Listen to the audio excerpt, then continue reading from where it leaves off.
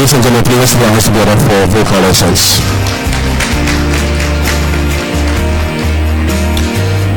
Good morning, ladies and gentlemen, and we welcome you to the first ever National General Insurance Conference here at the Labadi Beach Hotel. We'll quickly start off, which is always right thing for us to do, with a word of prayer. That is the opening prayer. And we call upon Reverend Isaac Hammond, who is the head of the insurance at the Ghana Commercial Bank, to give us the opening prayer. Please put your hands together for him.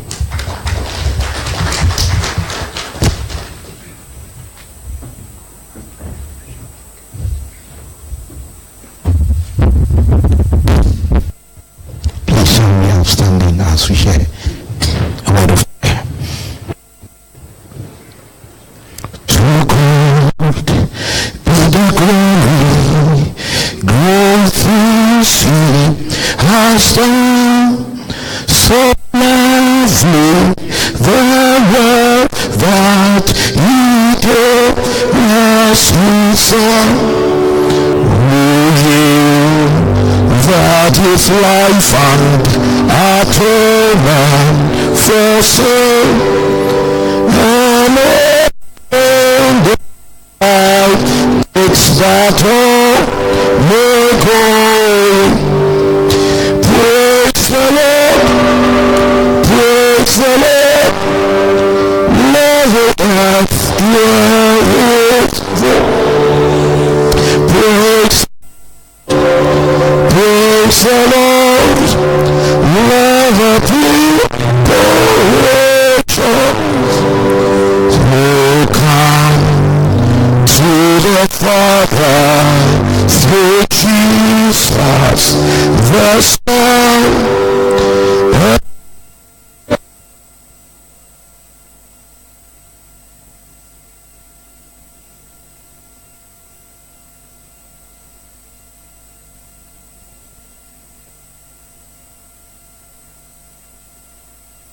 Unto you for such a day, the day that we plan to have the first National General Insurance Conference. We thank you that your presence with us will make a difference, and therefore, Father, we invite you to come and sit amidst us. In our thinking, in our deliberations, Lord, we pray that you will be with us. Help us to have a fruitful deliberations as we are here. We want to thank you for the industry in which we find ourselves in. We want to thank you that at this era we're going to make an impact and a better penetration. We blessing you for every good thing that you also have for individual members here. We know that all our plans, you shall watch over it to come to fruition. We want to thank you so much, Lord, for being with us and remaining with us. We have prayed in the name of the Father. Please have your seats.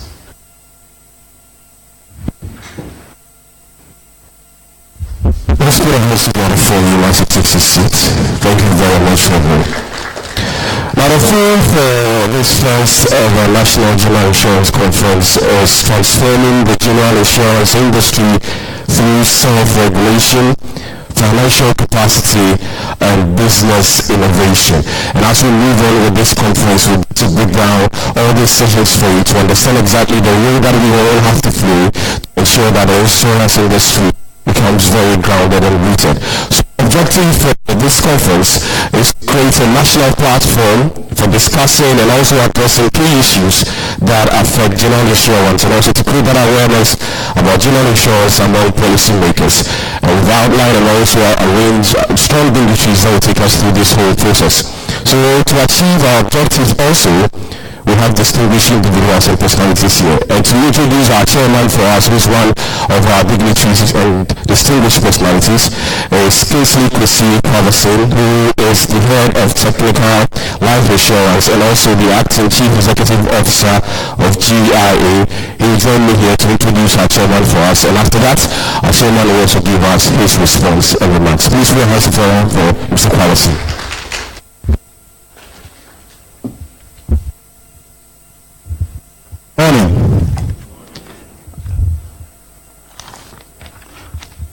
chairman is a chartered accountant and he holds an honorary fellow of the Chartered Institute of Bankers and an honorary doctorate degree from the University of Ghana.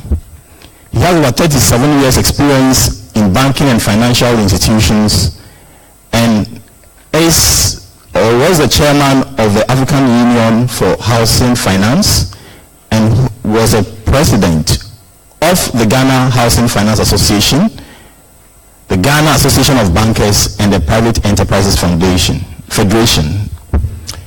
was the managing director of HFC Bank, growing from a branch network of 5 to 40, and at the end of his tenure at HFC Bank was 7 out of 26 banks in Ghana classified as very strong following stress tests conducted by the central bank. He is also the current chairman of the Construction Bank of Ghana. Our chairman for location is Dr. Asari Akufo. Thank you very much.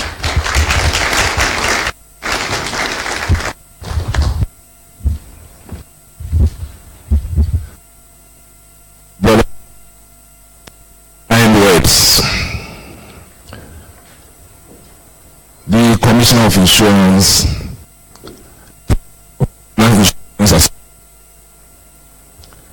this and gentlemen, I consider myself a very good friend of the insurance industry. Over the years, I've related to excellent in the industry.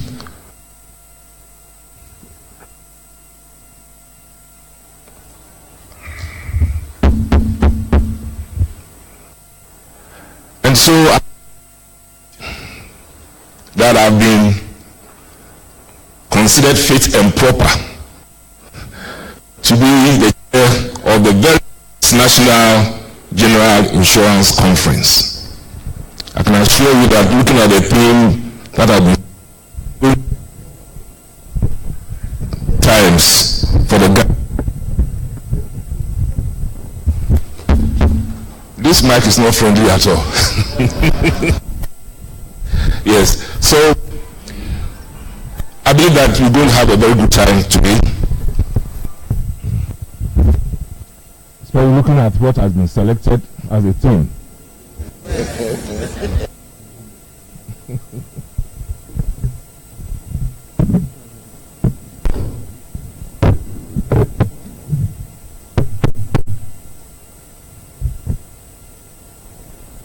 My take on this really is the fact that we want to discuss self-regulation. For me, it is a sign that the insurance industry has come to maturity. Because self-regulation is a sign that we are tired of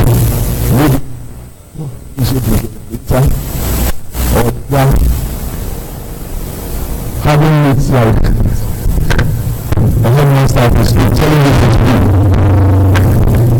And beside servicing,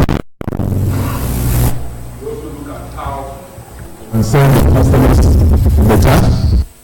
And generally, as I said, maybe encourage is to innovate and grow to serve their shareholders and also our country growing. So, not to say to my daughter that at the end of it I can make closing remarks.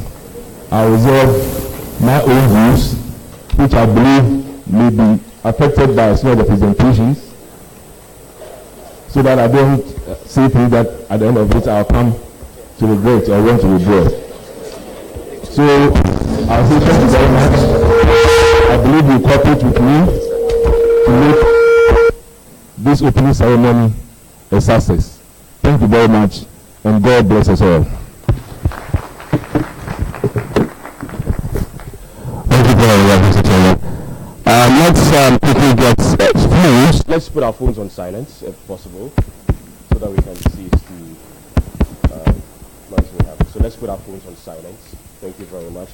Mr. Kwame Ofori, who is the second Vice President and Chairman of the General Insurance Council and Executive Director of Enterprise Insurance Company, will formally welcome us with his welcome address. Please, let's put our hands together for him.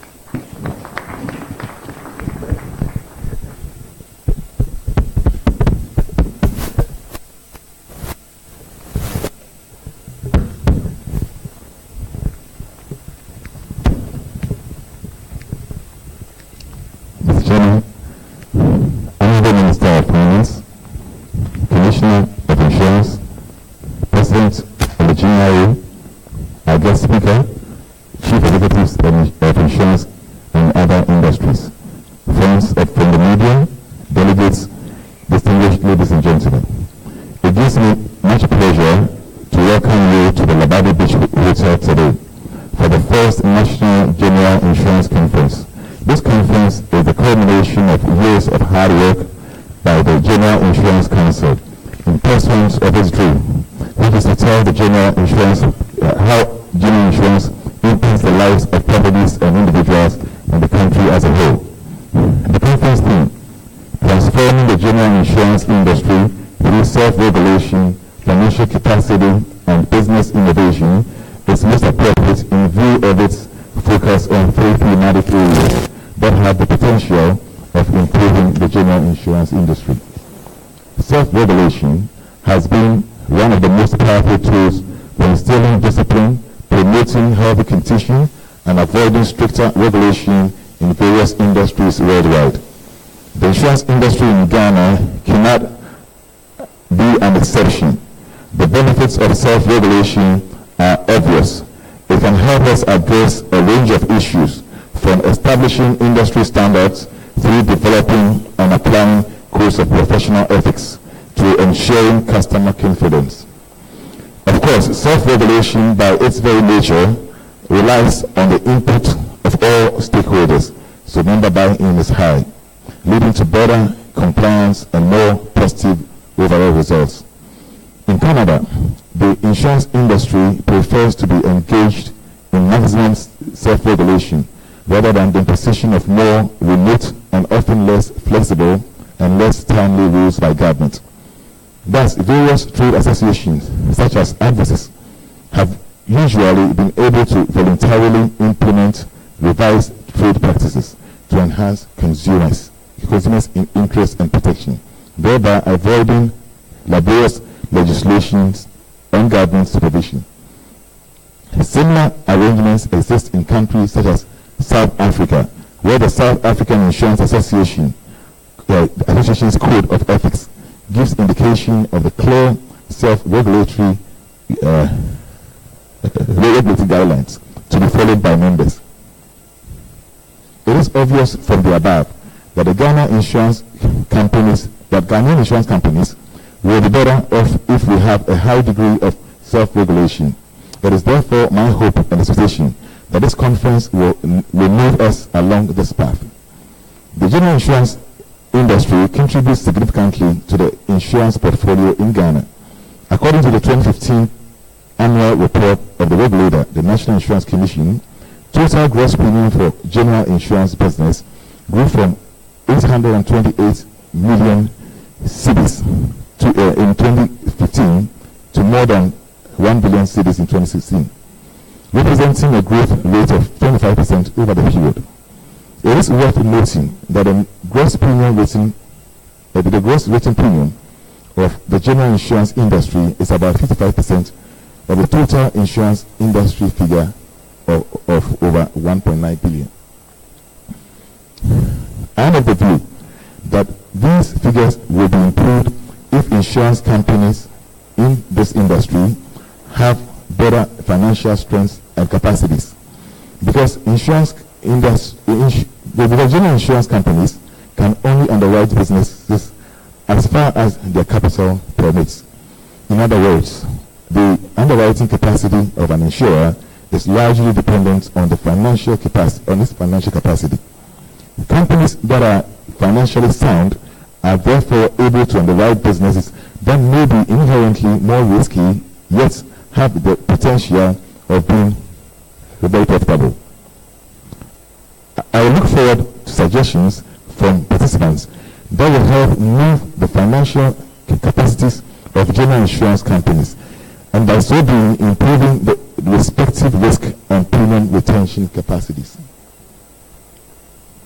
The general insurance industry is inundated with demands from a new type of customer.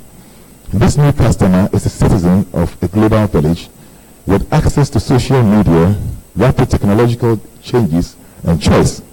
He is demanding and wants to be delighted, not just served. General insurers must therefore deploy all the tools in their arsenal to ensure that this new customer is well served over and above expectation. Businesses must constantly innovate. This means that the general insurer must be fully prepared to take advantage of concepts such as branding, disruptive technology, and customer service. Additionally, products must be developed for both the older generation and the millennial, who might each have peculiar needs. The innovation campaign will not only compete on pricing, customer satisfaction and service will also be critical for competitive advantage.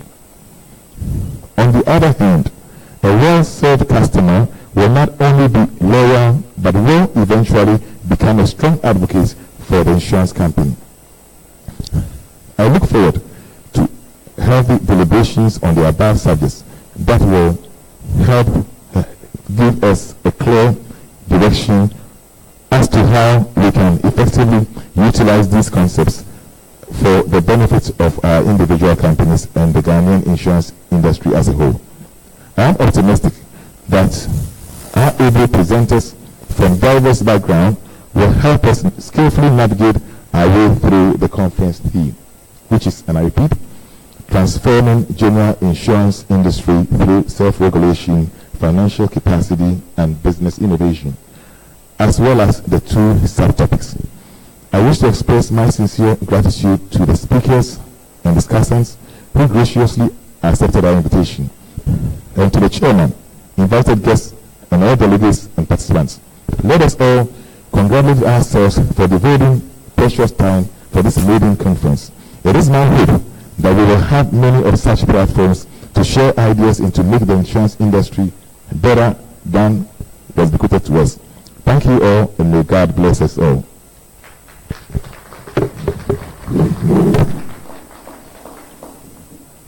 Thank you very much. Thank you very much. Other dignitaries that we have here on the high table, from my left and to you from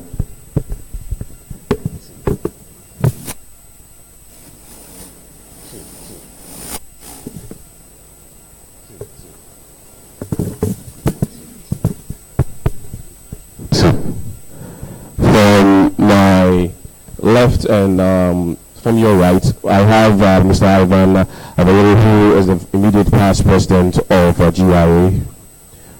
We also have Mr. Justice Yarifuri, Commissioner of Insurance.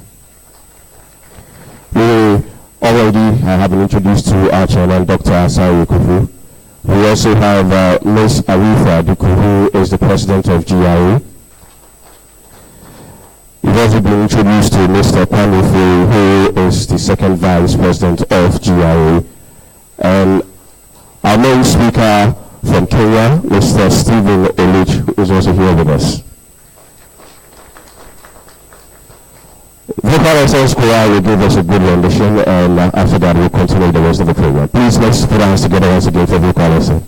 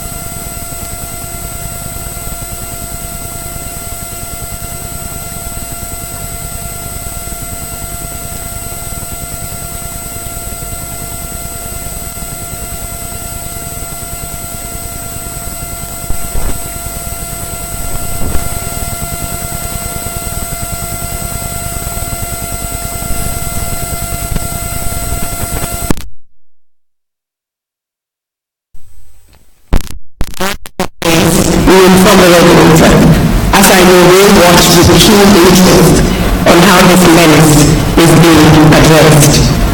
Mr. Chairman, I have no doubt some very interesting discussions will emerge today on this subject. Financial capacity is very important in our industry, as you all agree, unless our business was absolutely risk-free.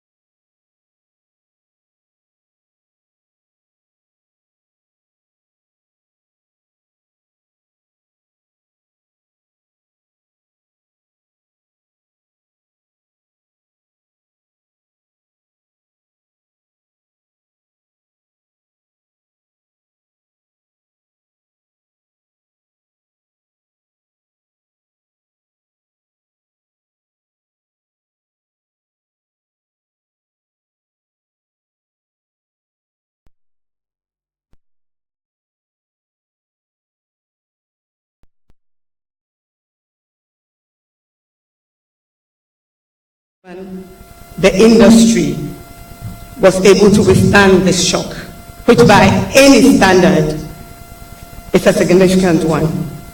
This is evidence of the capital strength of the industry. However, we cannot continue to offer this same level of comfort if we do not from time to time review our financial capacity to do so. It is for this reason again that I applaud the General Insurance Council for bringing up this issue for discussion at this conference.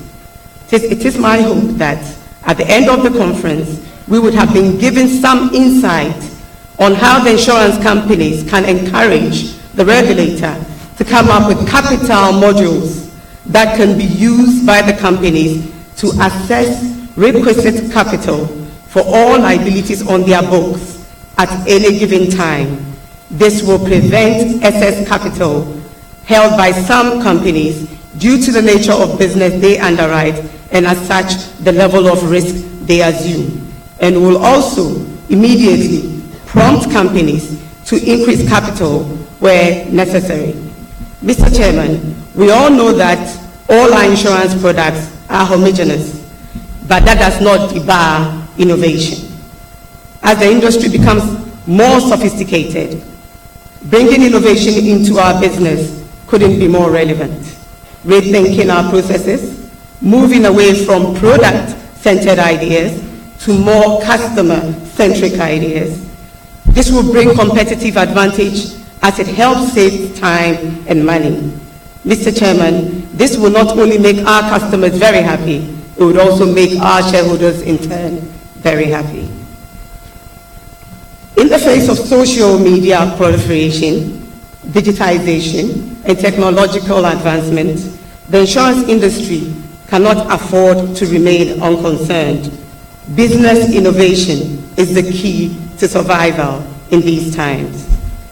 Insurance companies must take advantage of the speed, effectiveness, and efficiency that comes with these changes, at the same time keeping an eye on the disruption associated with technology and digitization.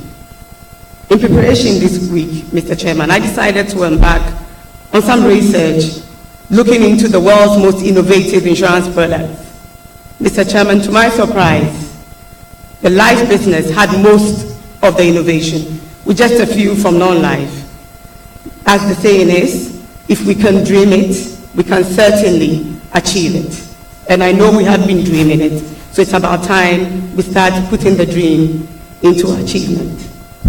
Issues of sophisticated fraudulent claims, fake insurance licenses, fake stickers, low insurance penetration, poor public perception, and even also risk management measures and loss reduction measures on gas explosions, Mr. Chairman, can be enhanced using innovation. It is my sincere wish that at the end of the conference, participants will present solutions that would maintain a balance between the numerous advantages against that of the disruption associated with innovation. I look forward to a fruitful discussion that will shed some more light on how to utilize fully the benefits of self-regulation alongside external regulation, improve our financial capacity, and encourage. Mr. Chairman, before I take my seat, with your kind permission, I'll kindly ask all the members to look at their phones. They have received an SMS. On it, they can take a vote. Mr. Chairman, it's on whether in the last 5 years they consider the insurance market to have been innovative enough. And then by the close of the opening, I'm hoping that we can project the results so that we see how they see themselves. Thank you very much.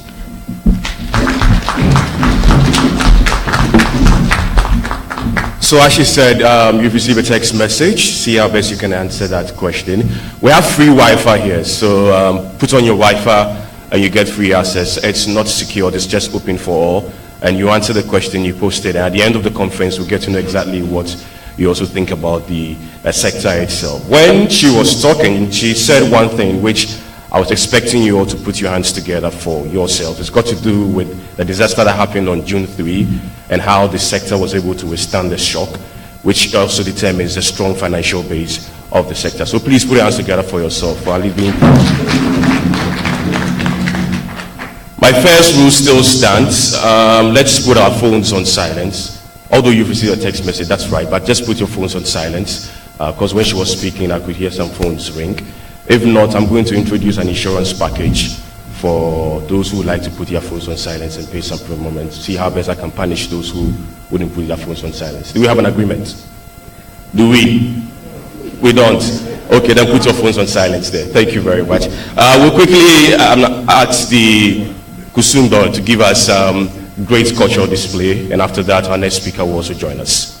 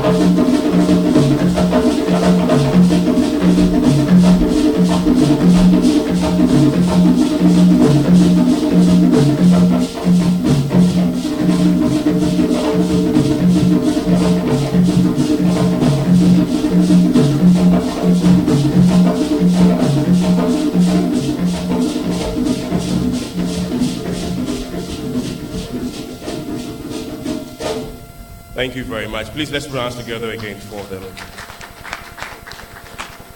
We also have on the high table here the first Vice President of GIA, Mr. Edward J, who has joined us. Please let's welcome him.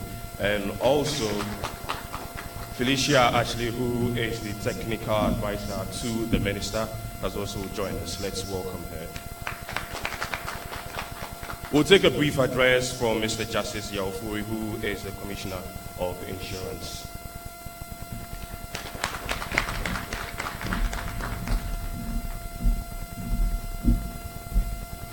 Thank you very much, and good morning to you all.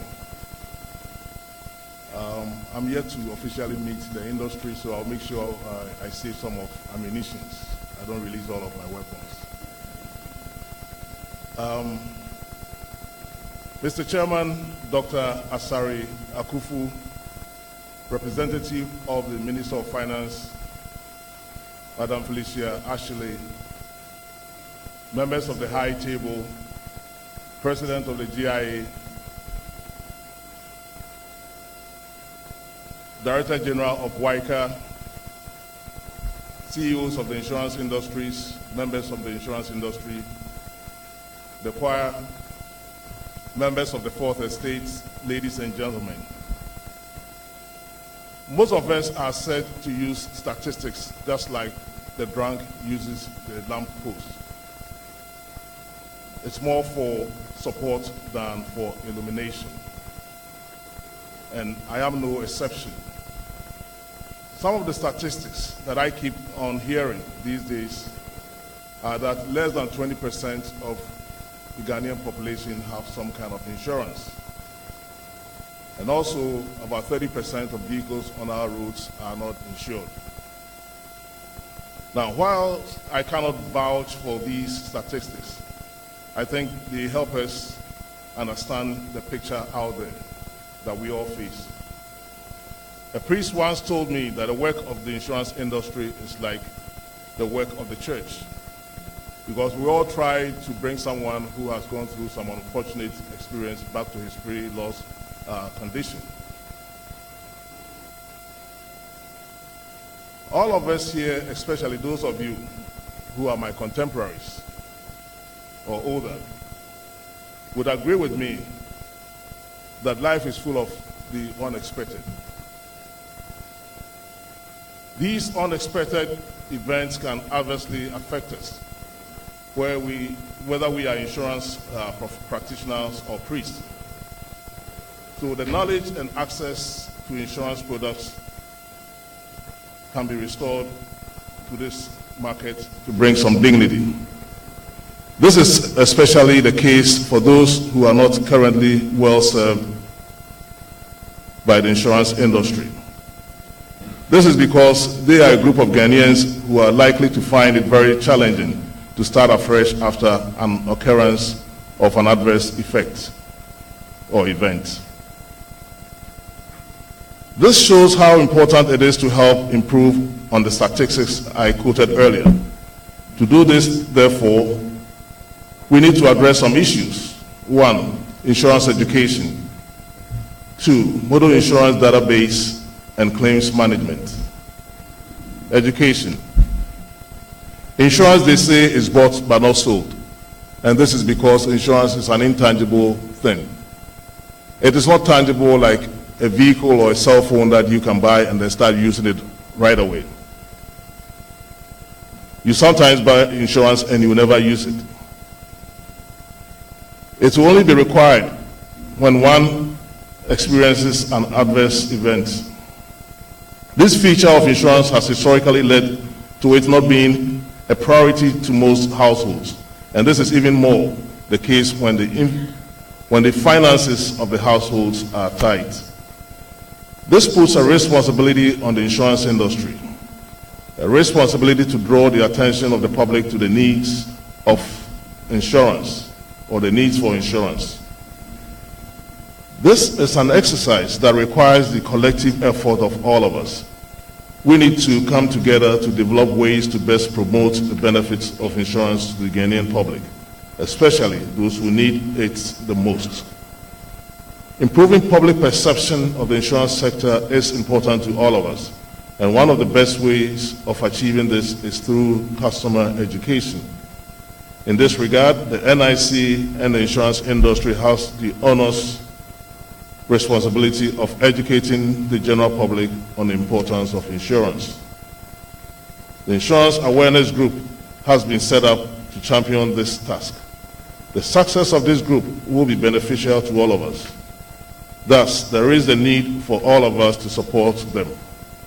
The NIC will spearhead this effort with the meager resources we have at our disposal. We will be calling on the industry to help in this direction. When it comes to claims, a major challenge of the insurance industry is lack of public awareness, coupled with poor perception of the role that insurance could play in people's lives. The perception that Ghanaians have of insurance is not very positive, and the main reason for this is how claims are handled. Perceived legitimate claims are denied or payments of claims are delayed. A gentleman once told me of his experience with an insurance company, who for now will remain anonymous. 2 years after a motor accident, 2 years of numerous visits to the insurance companies, letters from his lawyer and himself, the insurance company issues him a check but told him there's no money in the account. This and other bad customer experiences have undoubtedly led to the lack of confidence in the industry.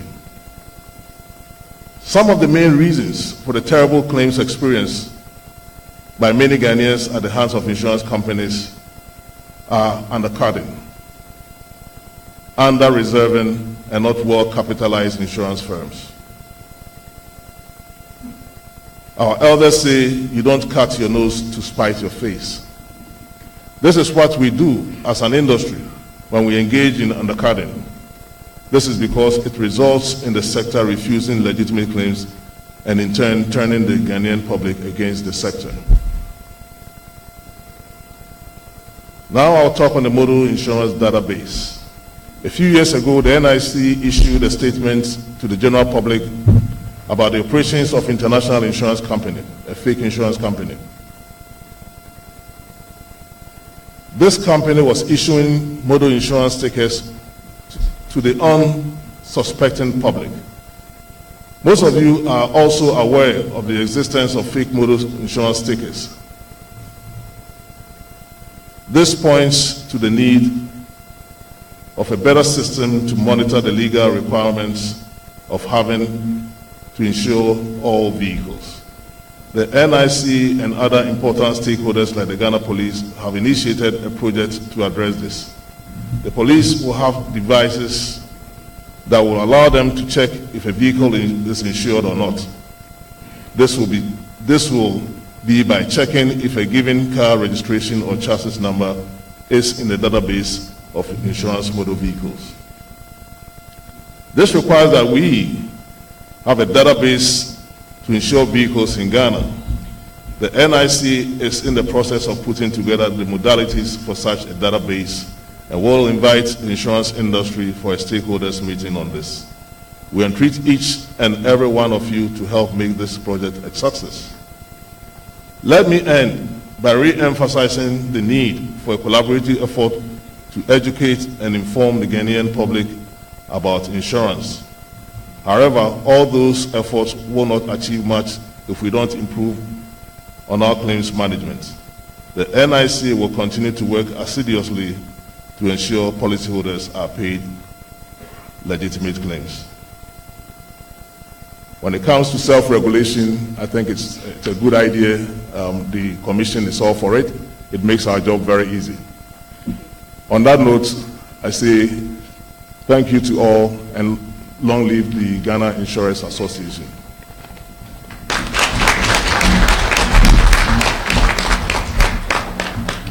Thank you very much. Our special guest of honor was supposed to be the Finance Minister, but unfortunately he is not able to join us. He's outside his country taking care of other issues too. So he sent his technical advisor. So this is the woman who gives the minister all the technical advice when it comes to the management of our finances in this country.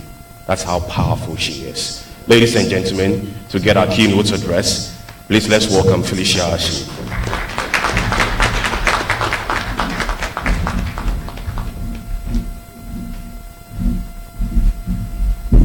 Thank you very much. I didn't know I was that powerful. Okay, so let me once again apologize for coming in late, and also that the minister himself could not be here. In fact, the Honorable Deputy Minister was supposed to be here, but unfortunately he was also called to an emergency meeting in Parliament, and so I'll read the speech on his behalf. Mr. Chairman, Commissioner of Insurance, the President and Board members of the Ghana Insurers Association, our resource persons, distinguished Chief Executives of insurance, reinsurance, and brokerage companies, members of the insurance and financial services fraternity, invited guests, the media, ladies and gentlemen. I deem it a great pleasure to join you this morning as the special guest of honor and to launch the first National General Insurance Conference. I wish to commend Ghana Insurers Association and the General Insurance Council for instituting this annual award General Insurance Conference. I'm hopeful that deliberations at the conference will not only serve as a means of fully utilizing the advantages of self-regulation and building financial capacity, but would also provide a platform for discussing topical issues on insurance in general. May I take this opportunity to welcome Mr. Steve Olouch, who has come all the way from Kenya to share his experience with us in Ghana. Thank you very much, sir. Ladies and gentlemen, it is important to note that the insurance industry has contributed immensely to the development of the economy. The industry has been a vehicle for mobilization of the much-needed funds for long-term investment and national development. It has also provided employment opportunities, and more importantly, its traditional role of risk management has provided financial security to businesses and families. The industry's quest to maintain the highest professional standards and avoid negative and harmful practices is highly acknowledged. Mr. Chairman, government's focus on economic management through private sector-led production cannot be achieved without the development of a financial system in general and insurance sector in particular to play a role in ensuring accelerated economic transformation. Thus, government will continue to implement policy measures that will enhance the role and efficiency of the financial system. The theme for this conference, Transforming the General Insurance Industry in Ghana through Self-Regulation, Financial Capacity, and Business Innovation, is no doubt in conformity with government's objective to improve the reach and depth of financial service delivery in Ghana. The theme raises three issues, namely self-regulation, financial capacity, and business innovation. I'll take them in turn. Self-regulation. Ladies and gentlemen, insurance industry regulation sets up the parameters within which companies must operate in a highly sensitive manner to ensure the safety of policyholders' funds. Existing guidelines such as the risk-based supervisory framework, the solvency framework, and governance and risk management framework have supported the National Insurance Commission to effectively regulate insurance companies. The GIA has a fundamental responsibility to self-police and deal with rogues in the industry, and to also ensure that members do what is right in order to prevent undue interference from the regulator. I am optimistic that delegates will come out with viable suggestions for ensuring an effective self-regulatory regime in Ghana. The Ministry of Finance will continuously work with the regulator to closely monitor developments so that risks in the market are identified and appropriately managed to ensure sanity in the insurance industry, thereby improving the image of the industry. Financial capacity. Mr. Chairman, ladies and gentlemen, as you all may be aware, general insurance is an important mechanism for reducing the impact associated with unforeseen events such as catastrophes, emergencies, accidents, and natural disasters. However, general insurers can only live up to their responsibilities if they have the requisite financial capacity. Companies with adequate financial capacity are able to underwrite huge transactions, pay claims promptly, and offer the best of services. Adequate financial capacity would also enable the general insurer develop relevant product offerings for different market segments. In this regard, I wish to draw attention to Section 22 of the Petroleum Commission Act 2011, that is Act 821, and the subsequent regulation, Petroleum Local Content and Local Participation Regulation 2013, LI 2204, which seeks to promote the maximization of value addition and job creation through the use of local expertise, goods and services, businesses, and financing in the petroleum industry value chain and their retention in the country. I look forward to the insurance industry building the requisite financial capacity to take full advantage of this law so as to be able to underwrite competitive businesses in the petroleum sector. Business innovation. Mr. Chairman, ladies and gentlemen, business innovation is one of the useful tools at the disposal of insurance companies for improving performance. New ideas would have to be implemented and new products must be developed to meet changing needs. The current insurance penetration rate of 2% is below the African average of 3.5%, and the figure in respect of general insurance could even be lower. The Insurance Act 2006, Act 724, mandates the National Insurance Commission to undertake sustained and methodical public education on insurance to improve insurance penetration. Government is willing to provide the enabling environment of improving insurance performance by helping the regulator to promote research into insurance business to enable the insurance industry develop larger capacity. The industry should therefore position itself to benefit from government policy, interventions, and the huge opportunities that exist in the agricultural, manufacturing, real estate, and telecommunications industries to expand the frontiers of economic growth and stability for Ghana. Let me once more congratulate the Ghana Insurance Association for putting up such a strategic conference. I hope you will not rest on your oars, but would continue to forge ahead and set greater standards for the insurance industry to promote confidence in the insurance market in general. Mr. Chairman, I now have the honor to declare the National General Insurance Conference duly opened. Thank you very much for your attention.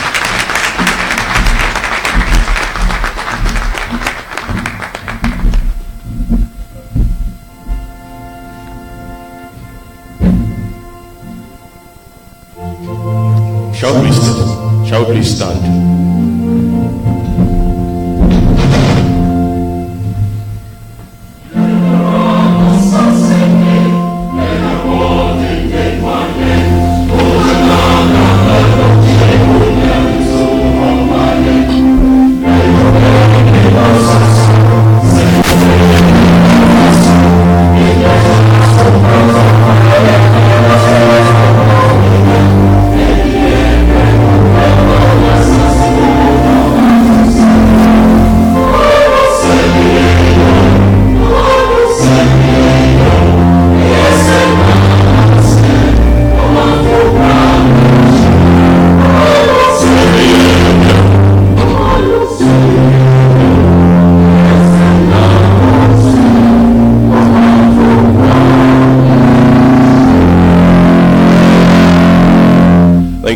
You can take your seats now.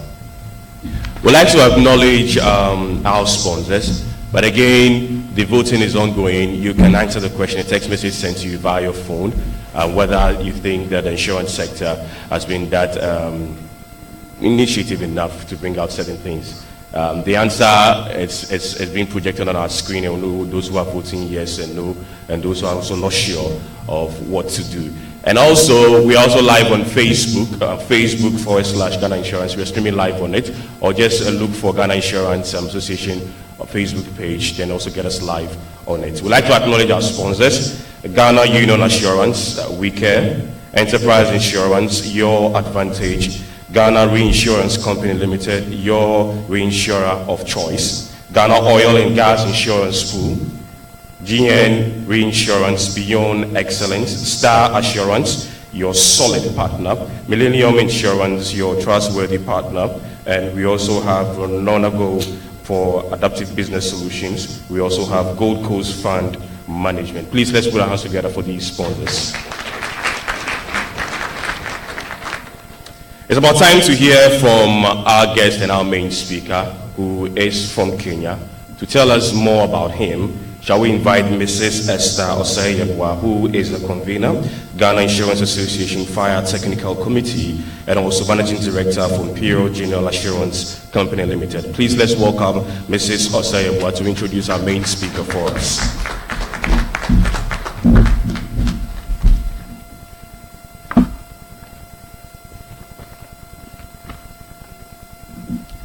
Mr. Chairman, Dr. Azariah Kufu, the Commissioner of Insurance, Mr. Justice Yao Mufori, the President of the GIA and members of the Board of the GIA, representative of our Honorable Minister of Finance, distinguished members of the insurance fraternity herein gathered, ladies and gentlemen, our main speaker for this maiden insurance conference with the theme Transforming the General Insurance Industry in Ghana through Self-Regulation, Financial Capacity and Business Innovation is a chartered insurer by profession and associate of the Chartered Insurance Institute of London. Mr. Stephen Oluch holds a Bachelor of Commerce degree from the University of Nairobi and a Global Executive Master's degree in Business Administration from United States International University in Nairobi. Stephen is currently the Chief Executive Officer of ICA Lion General Insurance Company Limited. And before taking up this position, he acquired vast experience spanning over 34 years, working in insurance and reinsurance companies. Some of them are Kenya Reinsurance Company, where he commenced his career in 1998 as a management trainee, PTA Reinsurance Company, known as ZEPRI now, and Tanzania National Reinsurance Corporation Limited, rising through various ranks to the position of Managing Director and Chief Executive Officer of TANRE in Dar es Salaam between the years 2007 to 2010, before returning to Kenya to join the ICA Lion Group. In addition to Mr. Oluch's core responsibilities as CEO, Principal Officer, and Director of ICA Lion General, Stephen also serves on the boards of 6 other Lion Group and affiliated companies, namely ICA Lion General Insurance Company of Tanzania, a subsidiary of ICA Lion General, ICA Lion Life Assurance Company Limited, ICA Lion Asset Management Company Limited, ICA Lion Trust Company Limited, ICEA General Insurance Company Limited, Uganda, and East Africa Reinsurance Company Limited. As a result of serving on these boards and various committees during the past 7 years, Stephen has, in addition to his previous long reinsurance practice and management, gained experience through hands-on experience in the management of non-life insurance companies, the life assurance company operations, asset fund management and investment operations, pensions administration and trustee services in the East African countries. At the local industry level in Kenya, Stephen is an active member of the Association of Kenya Insurers and a member of the association's board. He is currently the convener and chair of the Statutory and Legal Committee. Up until December 2015, Stephen sat in two key committees as an active member, the Secretariat Affairs and Investments Committee and the Statutory and Legal Committee, and this was for a period of 3 years.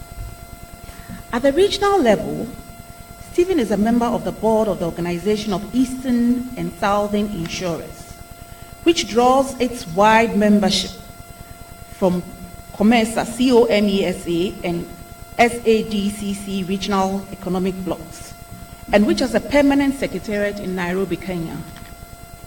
At the continental level as well, Stephen has been, since May 2016, a member of the Executive Committee of the African Insurance Organization for a period of 3 years.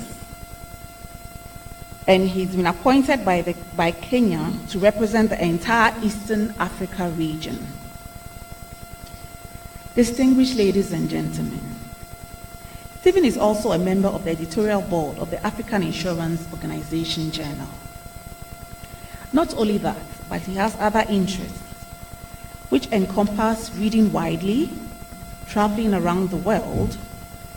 He has an interest in African art, music, and film of diverse genres, among others. He is also passionate in maintaining a healthy lifestyle, which I believe we all do, through regular running, walking, swimming, and gym activities. Mr. Chairman, distinguished ladies and gentlemen, please join me in giving a very warm welcome to Mr. Stephen Oluch, our main speaker.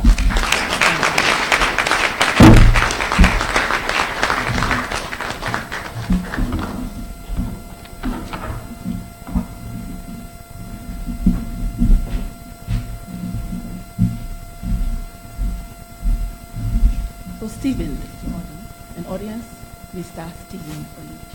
Thank you. Thank you all very much. If my wife was here, I actually came with her, but she'd have considered that the most important line in that introduction was missing, that Stephen is happily married with 2 children, so the rest of all of that wouldn't have been so important to her. Ladies and gentlemen, thank you very much. I believe I probably need my laptop, or I think it's coming. But just as it's brought, I want to just talk about, I've had an affinity for Ghana for a long time. It goes back many, many years. My affinity or love for Ghana started when I was in high school, many years ago, before all these beautiful singing people were born, perhaps. When I was in high school, one of my favorite bands was called Osibisa. And Osibisa was a great Afro-rock band, playing out of London. It was led by a gentleman called Teddy Osei. And, back then, I'm very musical. I knew that when I grew up, I wanted to be a musician. It was fantastic. In my life, but of course, I love Ghana for many reasons. Its history, its very, distinguished culture, its contribution to the independence of Africa. It sparked that, going back to the 60s. And, it's always been great. I love the art that's here. I'm a collector of art, and you can imagine when I come to West Africa, and Ghana to be specific, what I see, I wish I could carry it all with me. East Africa is not as arty, for those of you who've been to East Africa, as West Africa is. So it's always a pleasure to come here. In my years as a reinsurer, because most of my life I have been a reinsurer, I used to visit Ghana as well as the rest of the West African countries. And, you know, I've made many friends. I'm very happy to see some of them are still here. There's Ivan Avieri, who's here. You know, Peter Osei-Dua. I used to knock on his door for business. Peter, you know, you never gave me a lot of business, but you gave me a lot of friendship. You gave me a lot of friendship, and you kept, you know, encouraging me. Aretha Duku, I think I've just met this morning, but her dad was always an icon, and you know, I was telling her about you know, the old AIO days where if you arrived, you had to look for him to say hello, otherwise your attendance was a non-event. There's some of my old friends, I think William D. Coker. Yeah, William is also an old friend. William Agbenyega, the late, was also a very good friend. Gustav Siale. And the entire team at Ganari were very, very close. Marcus Siedu, who's not here. I'm like, Mark, you can vouch for me, right? Yeah, you know, I'm actually home. I know so many guys here. I haven't been, ever since I converted to a direct insurer, you know, I haven't traveled out here as much. But since I rejoined AIO, I'm starting to see some of my old friends. So it's really great to be here. A lot has already been said about my company, ICA Lion. We are one of the largest companies in Kenya. We are perennial award winners. We are known as perhaps the best non-life underwriter. We win those awards constantly, as we do for the life side as well. So I won't go over that again, but you know, perhaps just go straight to you know, the content of my paper. The subjects that I was given was fairly heavy. I was required to talk about self-regulation, talk about financial capacity, speak about innovation. That's really a conversation that can take a whole day. But I'm very proud to have been invited to speak to you today, this being the very first conference for the General Insurance Conference. I suppose God has finally rewarded me for my love for Ghana, right? He said, listen, my son, I'm going to make you the first speaker on their first conference, so I'm very happy about that.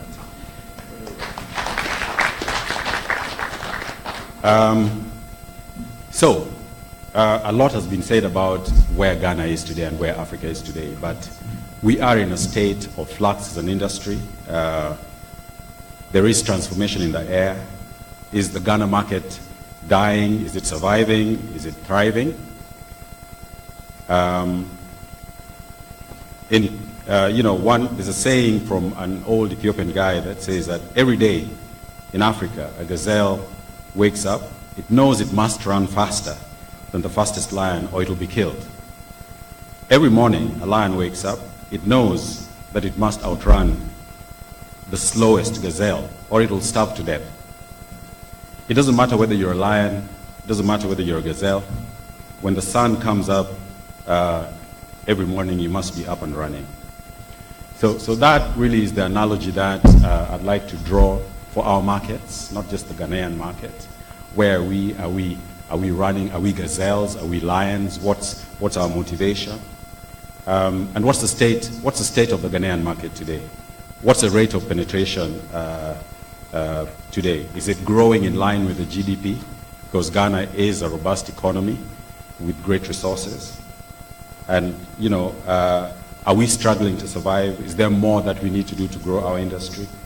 I know a little bit about the Ghanaian market, the Ghanaian market. I know that there are about 44 insurance companies. There are about 2 or 3 reinsurance companies. There is a new one, so I think there are 3, or probably 4. You have more than 60 insurance brokers and reinsurance brokers. I know the market is profitable. It's probably around 1.5 billion cedi at the moment. I know that, or I think that, because in 2013 it was at around $1 billion. And I know that the market is profitable. But we are all facing challenges. The market is being disrupted today, globally. And to survive these disruptions, we must transform or die. So, ladies and gentlemen, I'd like to just start off with a slide on, unfortunately, it's not very clear, so you're probably going to have to just listen to me. I'm not sure that that's the original slide, but I kind of rearranged them, so just follow through. So, in terms of regulations or self-regulations, more specifically about self-regulations, one man called Timothy Noah said that when businesses affirmatively like regulations, that's when to reach for your wallet. Ladies and gentlemen, the meaning of that saying is that when a market is seen to be proactive at regulating itself, that's when a lot of very good things will happen. That's when confidence will be created amongst our consumers, and that's when they will be happy to reach for their wallets to pay for our services and for our products. In Kenya, we have the government as a regulator, and that's the Insurance Regulatory Authority. We also have the Association of Kenya Insurers, which is our market association that does, self-regulation or works with us to supplement the government's efforts. Now, ACI, as we call it, has developed a self-regulatory framework. It promotes fair competition to ensure greater value for our customers. We lobby the insurance regulator and indeed government for favorable rules and regulations. We coordinate our members' activities, and we generally promote excellence in the industry. We promote fair competition and all of that.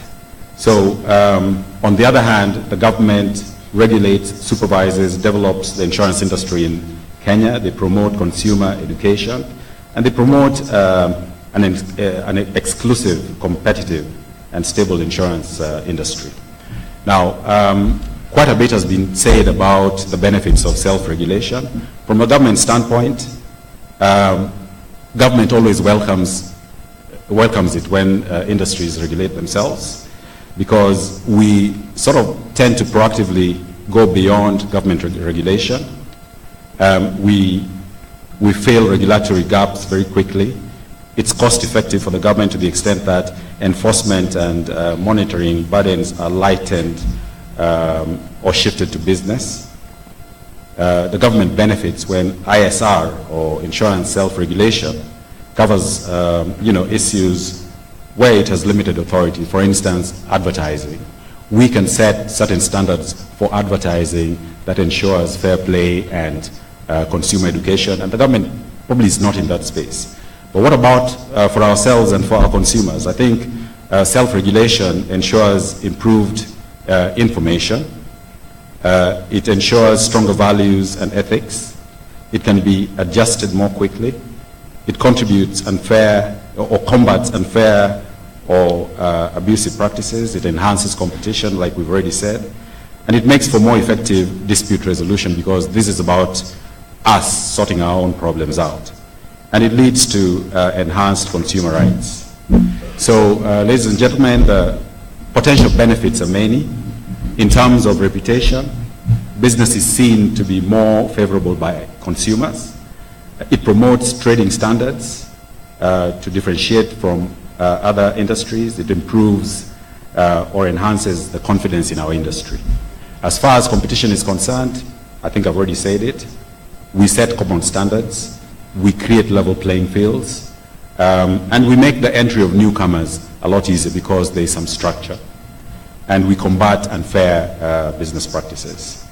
As far as regulation itself is concerned, we respond to the threat of government regulation better when we preempt government. If you do not regulate yourself, the government will come in and regulate you, and sometimes that's not very pleasant, as you will all attest. So you know, the two work together. I think it leads to a win-win. But having said that, it also has challenges.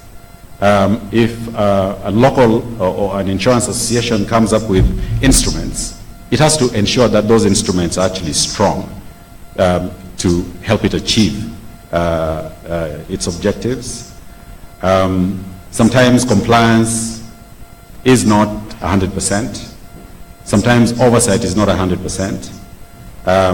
There is also a risk of what we call regulatory capture. Regulatory capture is when, you know, the regulator that's set up by government seeks to regulate the industry.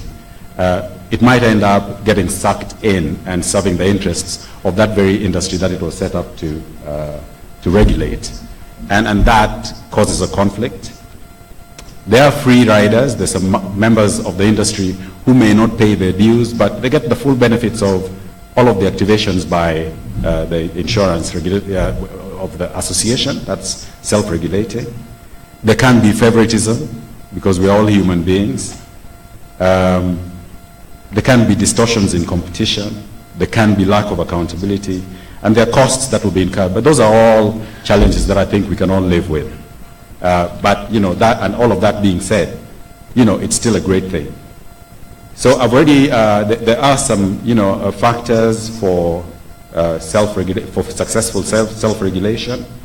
From the government standpoint, there is the industry self-interest. There's alignment of industry and government objectives. The number of market players is kept at optimal levels. Market coverage or penetration is enhanced. And competition generally, as I've said already, is you know, leveled correctly. In Kenya, our association or our self-regulatory body is probably structured in very much the same way as is the case in Ghana. We have an ACI board which has 12 members, and the membership is actually drawn from the industry itself, CEOs from the industry. It revolves very frequently, very regularly, so that representation is you know, spread out as much as possible. We then have what we call the ACI Secretariat, which is headed by a CEO, and that CEO has a support team of about 20 members of staff. Under the board, we then have the General Insurance Council, which I believe is the equivalent of the general, I think what I'm addressing today.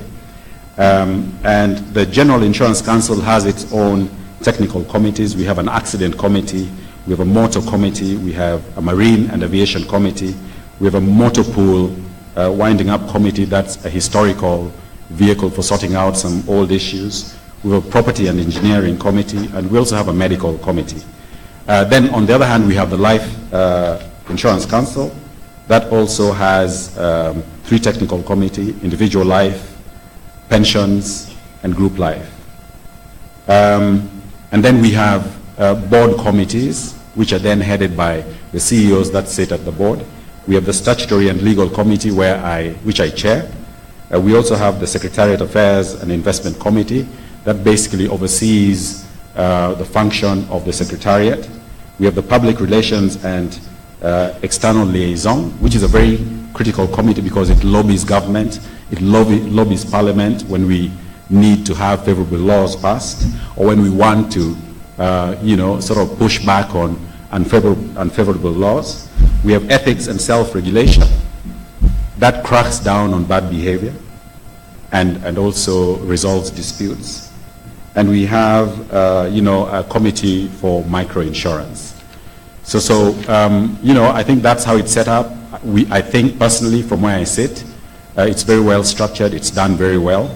We have some achievements that you know, we can point to.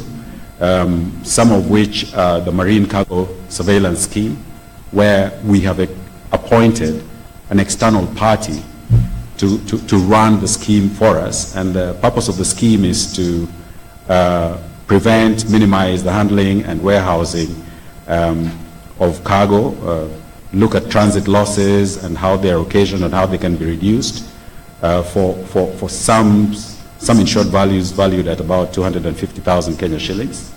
Incidentally, something must have happened to the Ghanaian cedi. I just realized it yesterday when I was paying a bill. It's grown a lot of muscles, I must say. 1 Kenya shilling, I think, 1 cedi is equivalent to 0.04 Kenya shillings. That wasn't the case some time ago. So when I talk about 250,000 Kenya shillings, divide that by, or multiply that by 0.04 to give you the equivalent of the sort of risks that we track at the marine cargo surveillance under the scheme. We also have the knock-for-knock agreement, whereby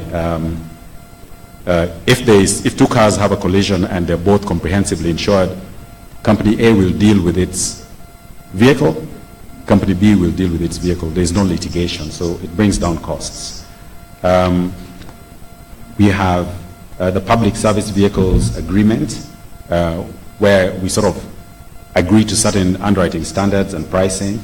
We also have a technical committee on what we call listed risks or peak risks, where we ensure that the rating on any of those huge risks that are likely to be co-insured are also priced adequately. So I believe that those are things that are either being implemented by your own association, and if they're not, this association can actually sort of look at some of those initiatives and replicate them, because I think it's worked very well for Kenya. Other achievements are standards and benchmarks, which we've set, and also registries, which we've set for our industry. We also have our publications. As already said, we have the ACI Bulletin that comes out every quarter. We have an ACI Journal that comes out yearly. We have market reports. We do research. As I've also said, we lobby government, and some of the areas where we've lobbied successfully and been successful was the formation of the IRA itself, the Insurance Regulatory Authority, which is now run by a CEO, stroke the Commissioner of Insurance. It was previously just an arm of government or a department of the Ministry for Finance. We've also formed the Insurance Fraud Investigation Unit that mostly deals with motor claims. We've been successful in that. We've lobbied on various taxation issues. We've pushed back on VAT on salvages. That's for motor successfully. We've managed to come to an agreement as an industry and with government on claims payments periods that speak to both ourselves and to our consumers. We've lobbied on cash and carry to improve on the collection of outstanding premiums or payment of premium balances to insurance companies. We've also partnered with the Kenya Revenue Authority to ensure that we collect personal identity numbers or PINs, because we're in the age where you must know your customer. The Kenya Revenue Authority, of course, wants to know everybody who's transacting because they need to collect revenue. But we also need to have the details of our customers, because our business has become that much more granular. If you are my client and I have all your details, you probably have 3 cars. It does not make sense for me to actually charge you the same premium, standard premium for all your 3 cars. Yet the reality is that you're not using all those 3 cars at the same time. So I'm able to, smart your policies or your products very smartly based on actual exposure. So we've worked with government to do that. And we've also worked on the structured compensation scheme, which was more in response to very high court awards that people that were injured in accidents or incidents were getting from courts that were clearly not very loving towards the insurance industry. And so we've managed to work with government to provide structures on that. So the key annual activities that we have the Association Agents of the Year Award, where the best agents are sort of celebrated. We have an insurance village or an insurance day, which is, we have an international, what can I call it? We actually have a trade fair, which is international, every year. That's headlined by the president. And under that, we have the insurance industry also, exhibiting its products and showcasing its successes on that international forum. We have a sports day. We're a very, very active sports competition between ourselves. We compete, the 40 plus or 50 companies compete football. I mean, it's a league of its own. We play football, we do all the sports. The CEOs are totally involved, in all of that. And then of course we have the quiz day, we have medical camps to just add value across the whole country. And I think it's worked very well. We are also in the process of coming up with an integrated motor insurance data system that we call IMIDS, that will collate motor insurance data for the use by members. And that database is supposed to facilitate the detection of fraudulent claims, assist us in the management of motor certificates, promote best practice, weed out fraud, build up statistics on things like stolen motor vehicles, written off motor vehicles, uninsured motor vehicles, accidental claims and other key indicators. The basic drive here is that motor is very susceptible to fraud. People insure the same vehicle. It's human nature, greed. So we want to sort of cut out all of that. And coming together as an association has actually enabled us to, surmount all of those issues. So what are the next steps? And ladies and gentlemen, I'd like to encourage you to visit the AKI website. It's www.akinsure.com. If you visit that site, you will get a sense of just how much we are doing as a market association to regulate ourselves. There is quite a lot to be said, but I think I need to sort of also just compress what I'm here to talk about, so that that can then allow for the robust conversation that I believe will ensue. So if you allow me, I will move on to the next significant pillar of my presentation, which is financial capacity. I believe in the minister's speech and in the speech by the regulator, the importance of financial capacity has been stressed. We need to be financially stable to take on the business of insuring risk. And in many countries, I must say that the new capital regimes that are coming into place that now require for adequate stress testing, scenario analysis, they also require adequate reserving, they require the boosting of technical capacity, they require for effective risk management. And I know that different African countries are at different stages of sorting out or transforming the risk, the financial capacities of their various markets. Now, I do know that Ghana has its own solvency control levels. I was just checking to see how that works. I know that if the regulator places you on the green category, for instance, and the margin to place you there means that your assets must be 150% more than your liability, he's not going to have any problem with you, right? He's just going to, he's going to just engage in routine monitoring. If, however, your assets are more than 125% of your liabilities but less than 150%, the regulator categorizes you in the amber category. And that means that he's probably going to start asking you to restructure your investments. I'm preaching to the converted. This is not stuff you don't know, right? Yeah, that's the reality. If you're in the red, that basically means that your assets are at least equal to your liabilities, but less than 125% of your liabilities. And at that point, the regulator places you in the red category, and he starts enforcing certain actions, and he might ask you for capital injection, which by the time he's doing that, I think your board will have fired you, if I'm not wrong. But if you're in the black category, that means that your liabilities are more than your assets.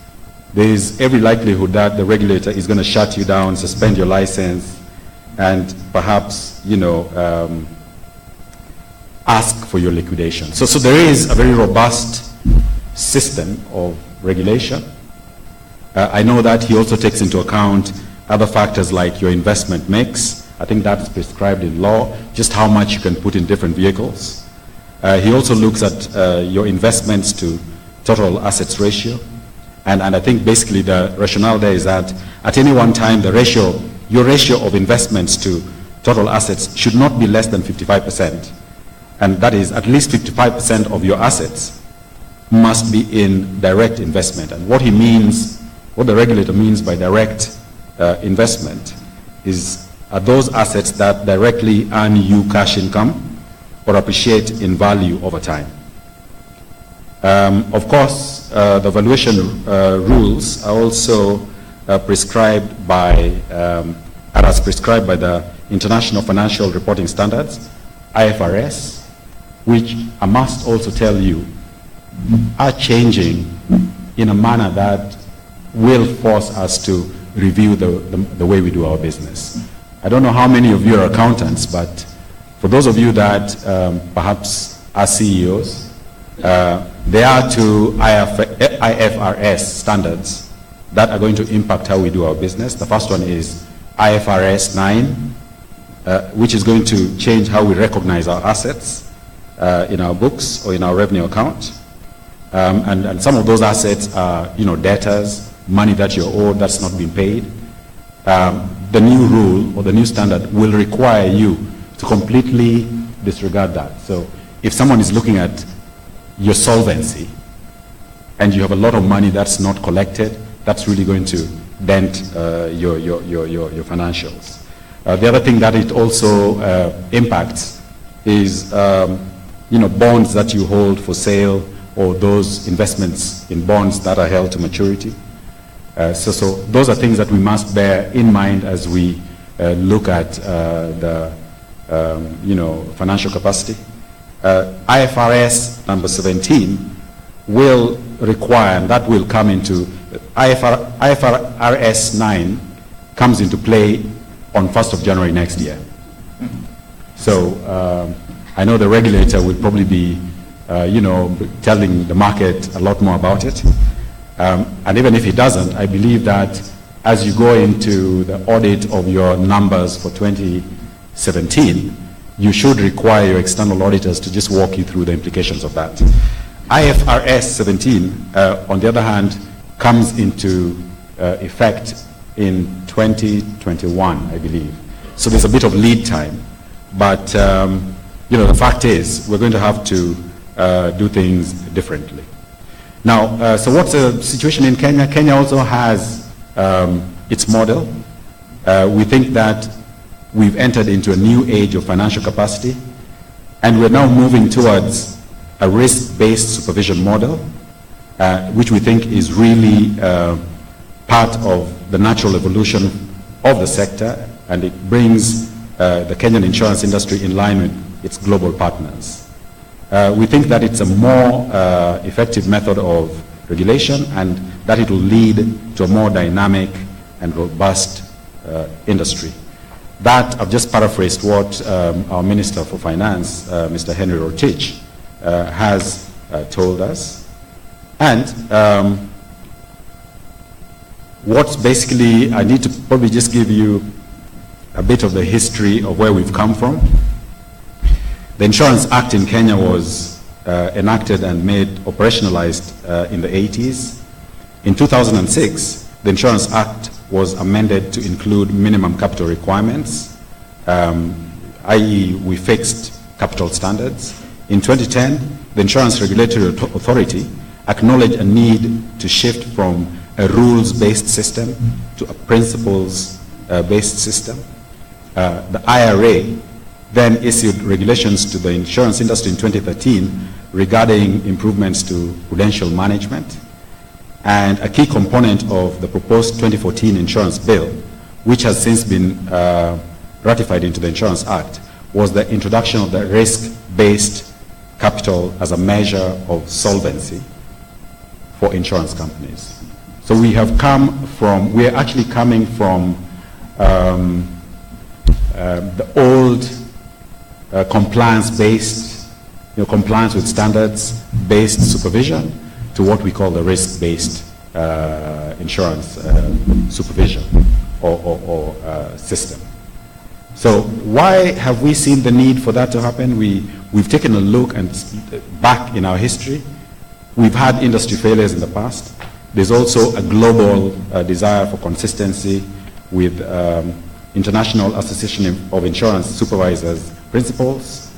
We've seen an increasing number of multi-jurisdiction players. These are companies that operate across borders. And there's been financial meltdown in many markets, not just in Africa, but in parts of the world like the US and in Europe. So that's really what's driven our move to the risk-based capital regime.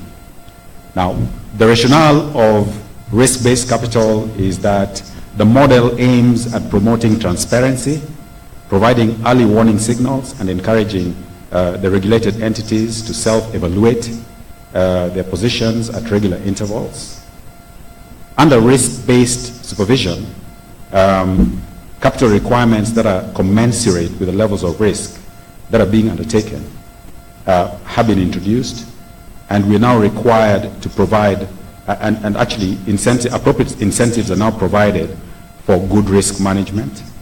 The assessment of the solvency regime requires an insurance company to maintain sufficient available capital, which is net assets, to cover the required capital, which is the minimum that you must have, which is determined by using calculations that factor in different aspects of your annual return. So the risk-based capital model in Kenya computes the capital requirement based on 4 risk segments, which is the insurance risk, the market risk, the credit risk, and operational risk. It gets a little technical, ladies and gentlemen, so I will not, drag you guys through it. I'm sure you came to hear a lot more interesting things from me. But suffice it to say that it is serious business. And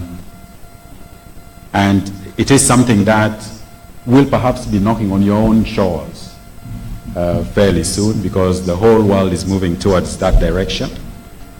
If it hasn't already done that, it's already here, I'm told. So it's the way to go. What does it mean for the conduct of our business?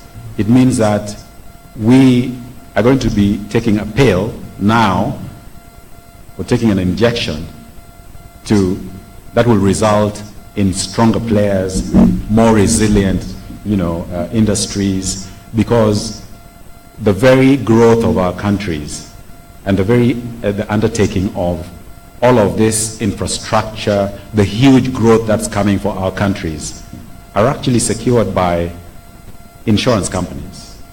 We guarantee projects.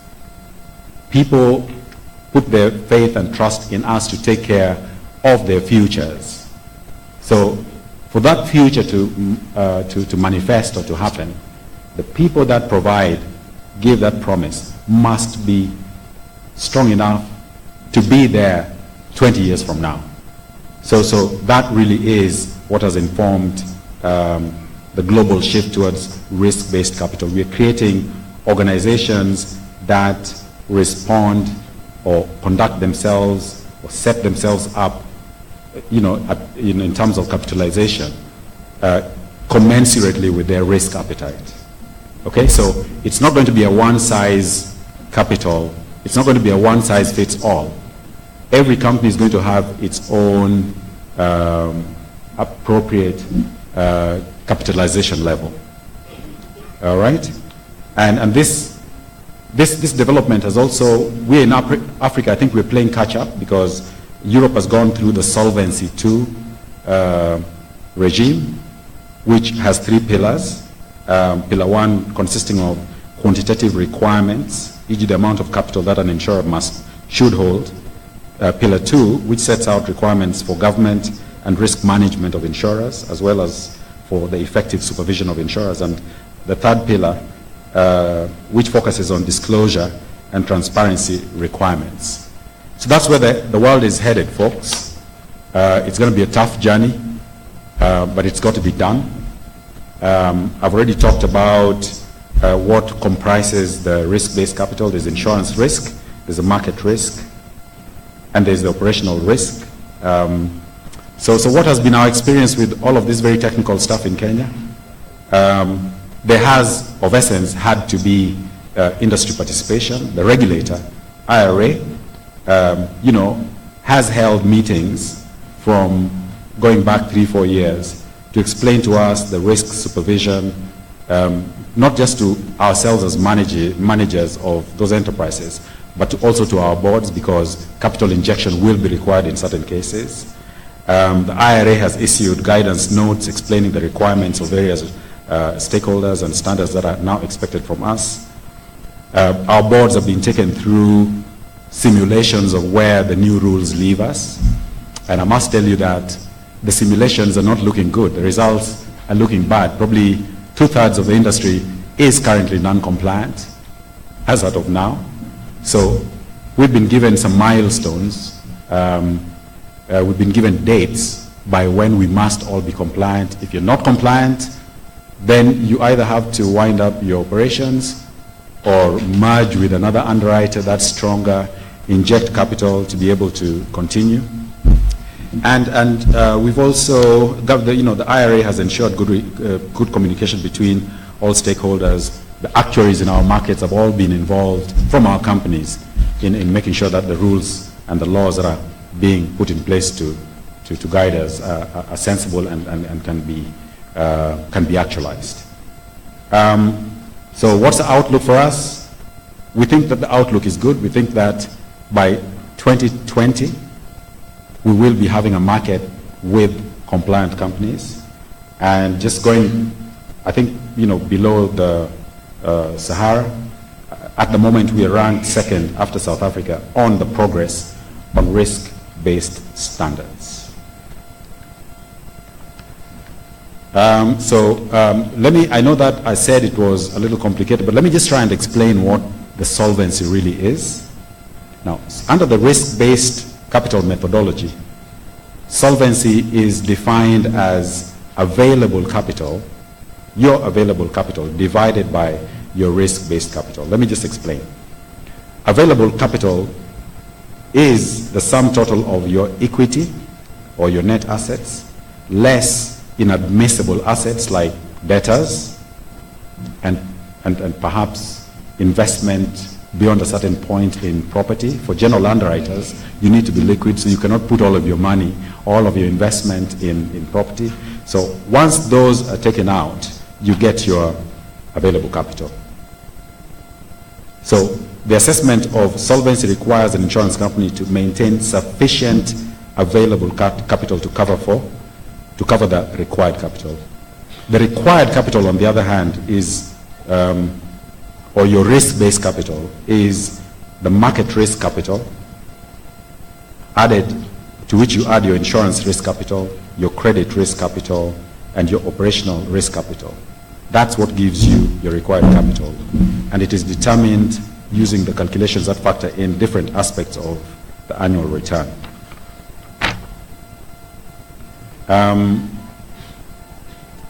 I hope I've not lost you guys. All right? Yeah, I know Ghanaians are smart. You're renowned, eh? So I know we're on the same page.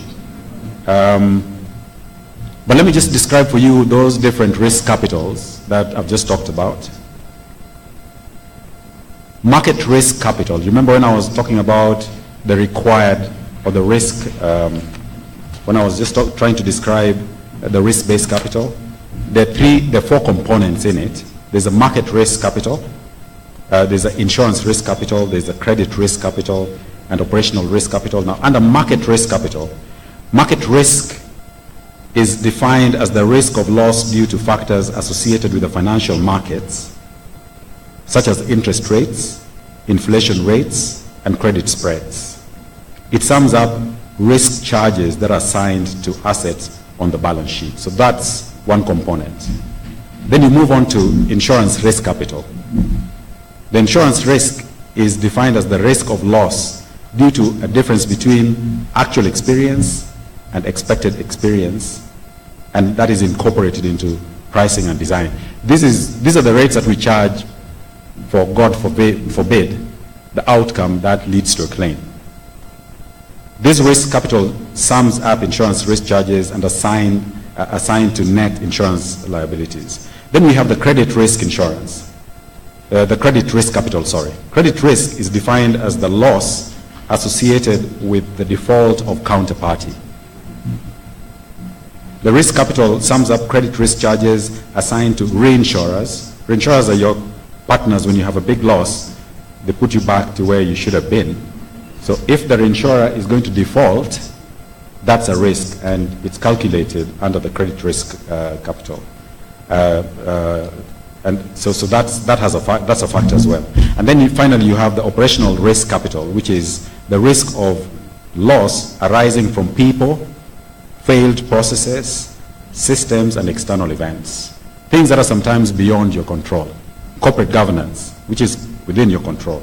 But the risk of your people not doing what they're supposed to do, and losses arising out of that. Okay. So ideally, we are required to have an excess of assets over our liabilities. That's the bottom line. But it's very scientifically calculated. So I've already talked about the impact to date. Let me just run you through that for the Kenyan market, because it might be useful. So since the introduction of the risk-based capital regime, most companies have experienced a negative shift in their solvency due to changes in the calculations. This has resulted in shareholders having to inject more capital. It has started to result in mergers and acquisitions. All companies without fail have started to restructure their balance sheets, assets and investment types, mix. We're restructuring our product mixes themselves. Companies have employed measures and strategies to enhance collection of outstanding balances, because it's going to be a key. There's a very significant charge on money that's not collected. Outstanding premiums and other receivables. We have increased dialogue, and we're lobbying the regulator on various concerns that we have with the model, and these are being addressed as and when we engage with the regulator. Our budget estimates for upcoming periods are now considered in the light of the risk-based capital estimates. And, I think for me, what has been most positive is that there is now increased participation, involvement, with risk expert consultancies, actuaries, and government. There's been a very robust conversation that can only lead to a better industry. As I've already said, the milestones for compliance for Kenya is that as at 30th of June last year, all companies were required to have a minimum of 150% compliance. Our target is 200. In other words, you're required, your available, or your risk capital, your available capital must be must have been 1.5 times the required capital, or the risk-based capital. So that was as at June last year, and as at June last year, that moved to 180%, or 1.8 times, and as at June 2018, it was supposed to be at 200% or twice. We did not meet those benchmarks, so that has been shifted to 2020, when we are all supposed to be there. So it's clear that it's a challenge. It's a challenge for Kenya. It's going to be a challenge for the regulator. So dialogue is going to be very important for the market to be able to meet some of those milestones. Of course, I don't think it's in the interest of the regulator to shut you all down, because that would then again be counterproductive. But I think the timelines that will be set must be of such a manner that there is seriousness by companies and actually ability to meet those milestones. So it's going to be a discussion, a conversation, and something that the government will be, will be sort of expected to be understanding on. All right, so that's basically what I can say about financial capacity. It's a very deep subject. We can go into it a lot more, but suffice it to say that what's important to us right now is the alignment of our balance sheets.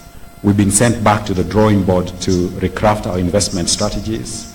We're enforcing credit management, collection of outstanding premiums. We are redesigning our capital management. And I'd just like to close the chapter on financial capacity with a saying from 1 John Augustus Shedd, when he said that a ship is safe in harbor, but that's not what ships are built for. Set your sails in the wind, but be wary of perils in the sea. So at the moment, we're probably looking good, but we're parked at the harbor. All right? We need to actually set out for these big voyages that our countries expect our insurance companies to set out on, to guarantee them. And as we do so, we must prepare ourselves. We must be wary of the perils. So we have to muscle up, right? We must be able to muscle up and make sure that we create companies that are going to be resilient in the long term. Ladies and gentlemen, with that, kindly allow me to move to business innovation. What are the current market dynamics? The world has changed. The demographics have shifted. Technology has leapfrogged on our societies. Digital waves across entire economies have transformed our markets from business to customer, where it was me, the insurer, coming to you and telling you, I think you need this. That has changed to customer to business. The power has shifted to the customer. The customer is the one that's telling you what they need. So instead of being pushed with products, customers are now pulling products and services wherever and whenever they want. There's a lot of disruption in the market. InsurTech players are attacking different elements of traditional insurance value chain with their technologies and innovations without changing the value chain as we know it. Big players are coming into our space. I'm sure that even in this market, you're now starting to see the Allianzes, you're starting to see the Swiss Re's of the world, the Munich Re's, coming to buy into our own companies. You're starting to see telco companies, phone companies, starting to offer insurance. If they're not offering it now, trust me, they're going to be your next competition. Banks have jumped into the game. The competition has changed. We're no longer competing against the 44 companies or so. You're competing with banks, you're competing with telcos, you're competing with international companies. And people that knew nothing about insurance but have a lot of data are now the real competition. And one would have thought that they would have come to partner with us to offer that competition, but companies like Google are saying, listen, we have tons of data. Facebook, WhatsApp, we have data on these guys. We know what time they wake up. We know their habits. We know where they drive to. We can track them. Why should we partner with companies to offer insurance? Why don't we charge premium and cover them ourselves?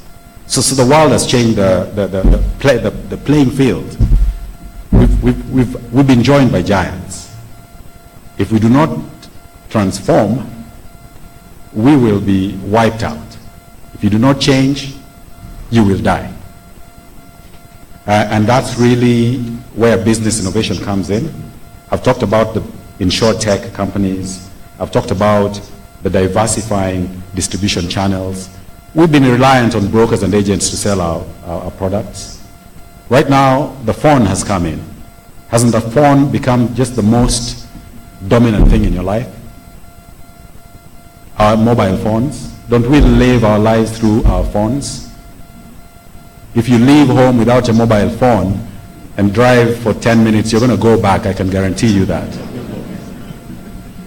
Some research that was conducted recently said that the average human being right now, and the mobile phone is in all of our hands, you wake up, within 6 seconds of your waking up, 50% of human beings have reached out for their phone. It's right there by your bedside. Another 15 seconds, 100% of us have checked out our mobile phones. That's how our lives have been. The phone has eaten everything. It has eaten banks. You no longer go to the bank, you transact through your phone, right? We're having relationships through our phones. You can be seated around a dinner table with your kids. Everybody's on whatever. It's easier to communicate with, it's easier for me to communicate with my kids, my teenage kids, right? By, WhatsApp and stuff, than actually having a real conversation. I don't like that, but that's a reality. So, there's been a change in this. So how, as an industry, how do we take that into account? How do we leverage on that reality? It basically means that we're going to have to start engaging our customers through that medium. And luckily for us, 70% of Africa is actually millennials, people that are below 20. These guys know nothing apart from their phones, in terms of communication. So the companies that are going to do well in the future are the ones that are going to become innovative in offering our services and our products through that particular medium. There's a lot of business intelligence, there's a lot of data. Data is the next big currency. There is artificial intelligence. There are companies that are being set up to, analyze and offer underwriting, to do pricing without human intervention, and even to pay claims. I'll be coming to that in a minute. And there's a lot of, predictive analytics in our business because data is available. So the world is really changing. The ecosystem has changed. The customer has become empowered. The customer does not need your agent to go to his door to tell him to buy from you. If he wants a motor insurance policy, you just get onto the internet and get onto comparator sites, and he will know Activa is cheaper than, the next company, Vanguard or Insys. They don't need any intervention. They will go and and they can close the deal on the phone through your portals. So the world has become digital, the mobile phone has become powerful, and we must have agile organizations if we're going to survive. I'm afraid I'm not quite going per my presentation, but it's all there. So there's been an evolution in the technology space. In the 1700s, life was very mechanical. In the 1800s, there was the electrical revolution. Automation started in the 1900s, and now we are going through the digital revolution. So what's really going on within our own industry? There's intense competition. There's political uncertainty in our countries. I can talk authoritatively about that. Coming from Kenya, we have some lessons to learn from Ghana people. Yeah? We're still stealing elections and hoping that we'll get away with it. There's low confidence in our sector because we haven't really lived up to our obligations, payments of claims. I think the regulator will be the first person to tell you why penetration is low. Premium growth has become stagnant, not because there's no demand, but because we've not become innovative. There's innovation and disruption, but we really must transform to survive. I want to just share with you an example of a company that I'd put under what I'd call InsurTech. How many of you have heard of Lemonade Insurance? I see one or two hands. Lemonade Insurance is a New York-based insurance company. It largely insures homeowners and people that rent property. 90% of their customers are first-time insured. These are young people that have never bought any insurance. Their operation is based on artificial intelligence and behavioral economics. They cover and settle claims via their smartphones. They use algorithms to process claims, while we're using algorithms to steal elections. Yeah? These guys are using algorithms to underwrite and settle claims. The company has a lean team of only 30 people. They have not invested in brick and mortar. These guys work from wherever they are. And 20% of their premium goes to charity. It's sort of, it markets itself as, this is what insurance was always meant to be. They're very simple, they're millennials, right? They've been licensed and they're reinsured by most trusted names in the planet, including Lloyd's of London. So they position themselves as a go-to underwriter for urban dwellers.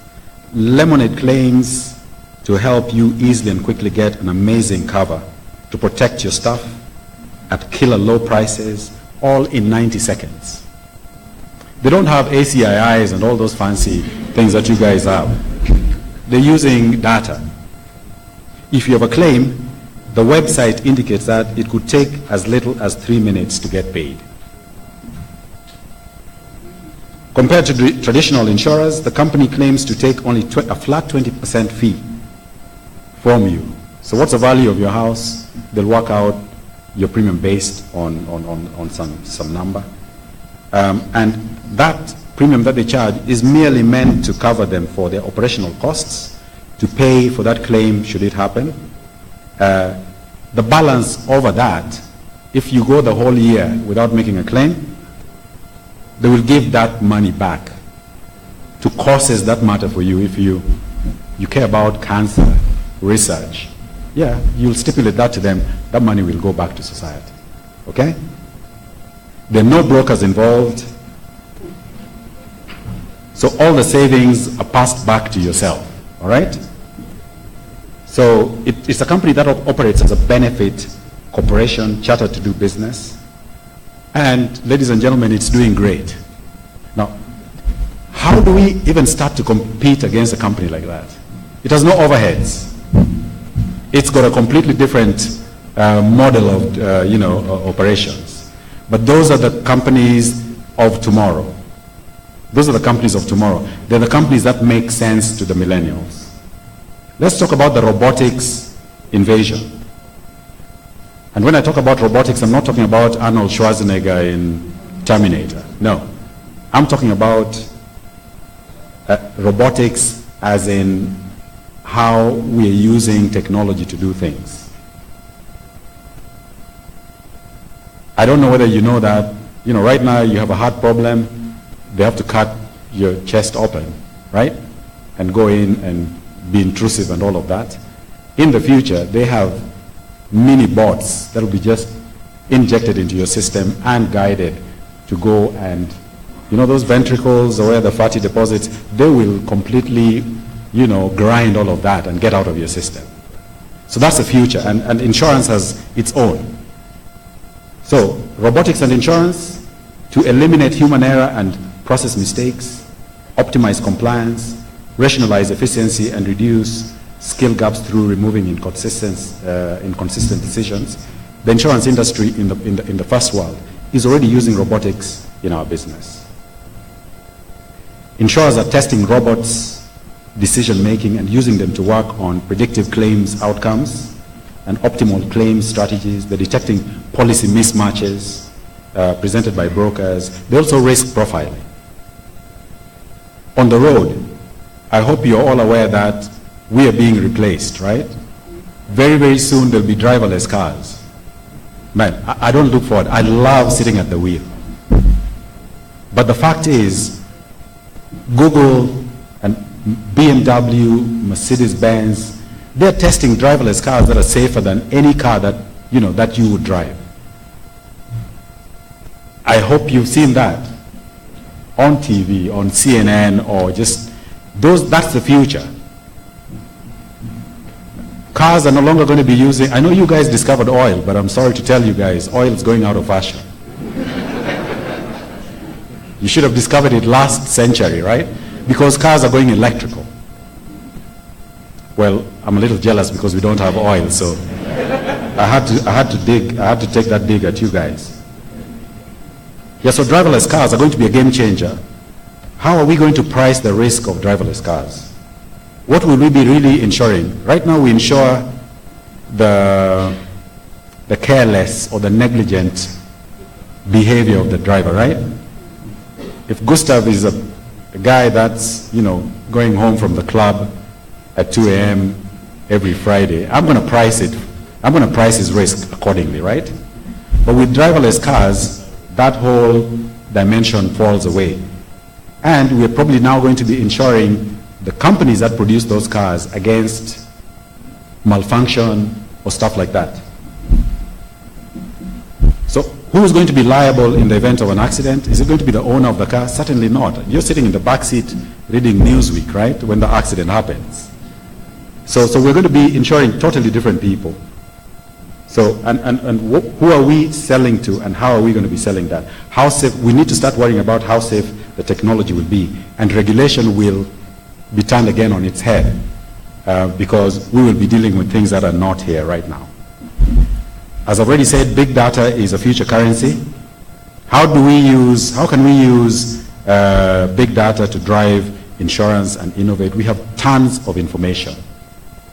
For the companies that I know in Ghana, the ones that I've been visiting over time, they're sitting on tons of data. It's just that it's not organized.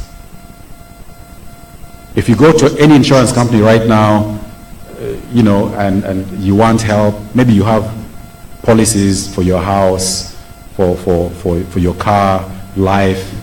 The person that you're talking to in that company might not have a one view of you as the customer. So they don't even have the opportunity to know that you probably don't have anything else apart from just that motor. So that data is sitting in our companies. It needs to be organized. We need to get into customer relationship management systems and softwares. That will give me the picture of who you are, so that I come up with a product that's a for-one insurance product for you.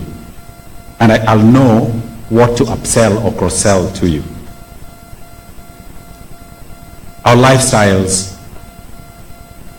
are now going to have to, our lifestyles have changed. We're going to have to develop lifestyle-based insurances that are based on wearables. How many of you have Samsung phones? I think the majority, right? No, it can't be just that guy over there. Yeah, we all do. But do you know that your phones track your movements? Your phones know when you're walking. Your phones know when you're sitting in a car. Your phones know your heart rate. If you decide to run and jog, there's just an app on your phone that can do all of that. It's just that we haven't activated them. Now, think about it. If you're a life insurer, wouldn't you die for that information on your client because it tells you about how healthy they are? You can track their purchases in the supermarket. You can know whether they're eating healthy. So that's the future. We have telematics that's going to impact our business. Rather than just charge you a flat premium like everybody else, why don't I come to an agreement with you to put telematics on your car, give it to you as part of your premium?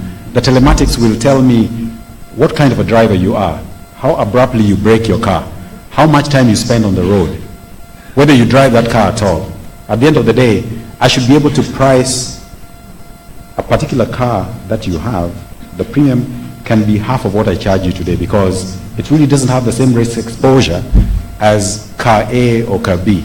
You have 5 cars. There's some cars that are in the garage 80% of the year. You're not driving them. So we're going to have to use telematics to, to fashion out covers.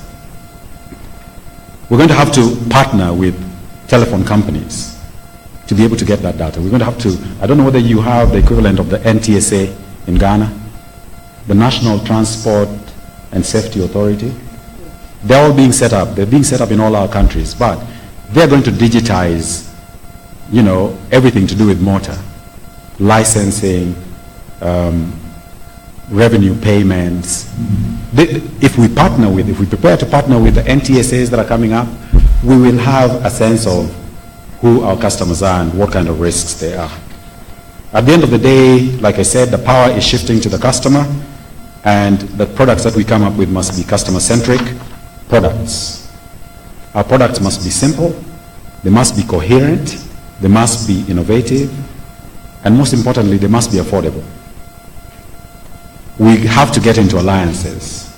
We must work with partners in channels of distribution.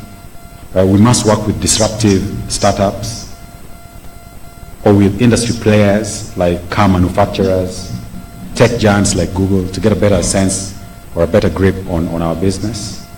As far as our services are concerned, we are in business to pay claims. Isn't that so? Our services must improve if we are to have an edge, if we are to differentiate ourselves from the competition. So fast claims management, automation of processes. If I can get to your website and download my policy within minutes of committing, I'm going to be your customer.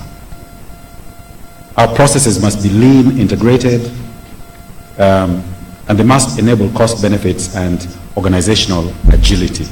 In other words, we must strategically position ourselves and decide what we want to, what kind of companies we want to be. Do you want to be a company that is a leader in operations excellence, and thus be able to provide the lowest price for similar products? Do you have an optimizing culture? Or is your company a leader in understandable, innovative products? Do you have a creative or innovative culture? Those are going to be the differences between our companies going forward. So, to conclude my presentation under the pillar of innovation, we must look for partnerships. We must fight the disruptors because they're coming whether we like it or not. We must also seek to disrupt them. If we don't, we will be disrupted. And ladies and gentlemen, we must really engage. That brings me to the end of my paper. I don't know how long I took, but I must confess that I really skipped a lot of detail because it's a sort of topic that can send you to sleep, but I thought that I needed to keep you guys engaged and optimistic, and so you can return the love that I have for Ghana to me. Thank you all very much.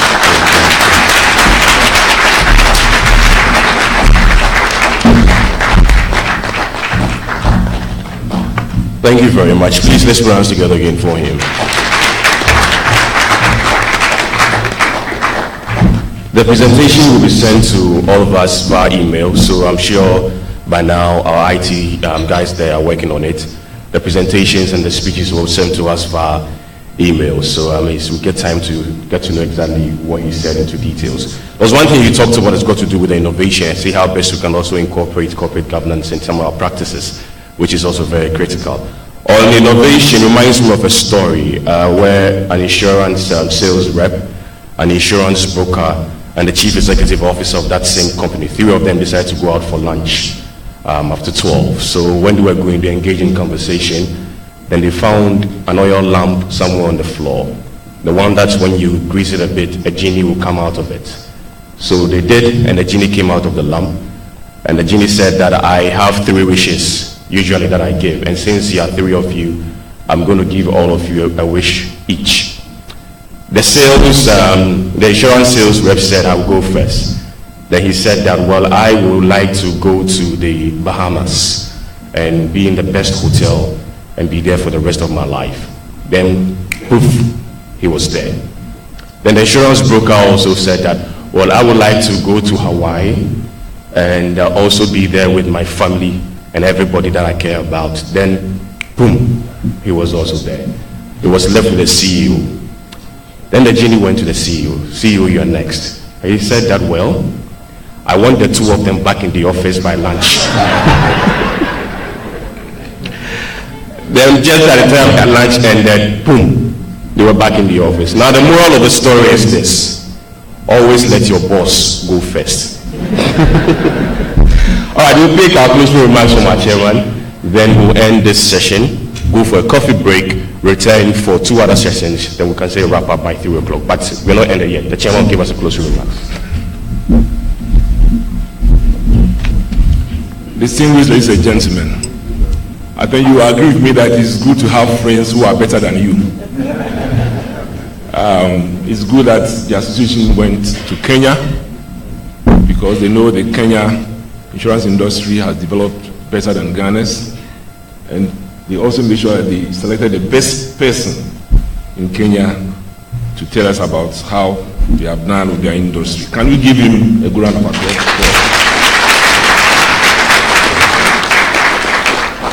I think all the addresses have been very good.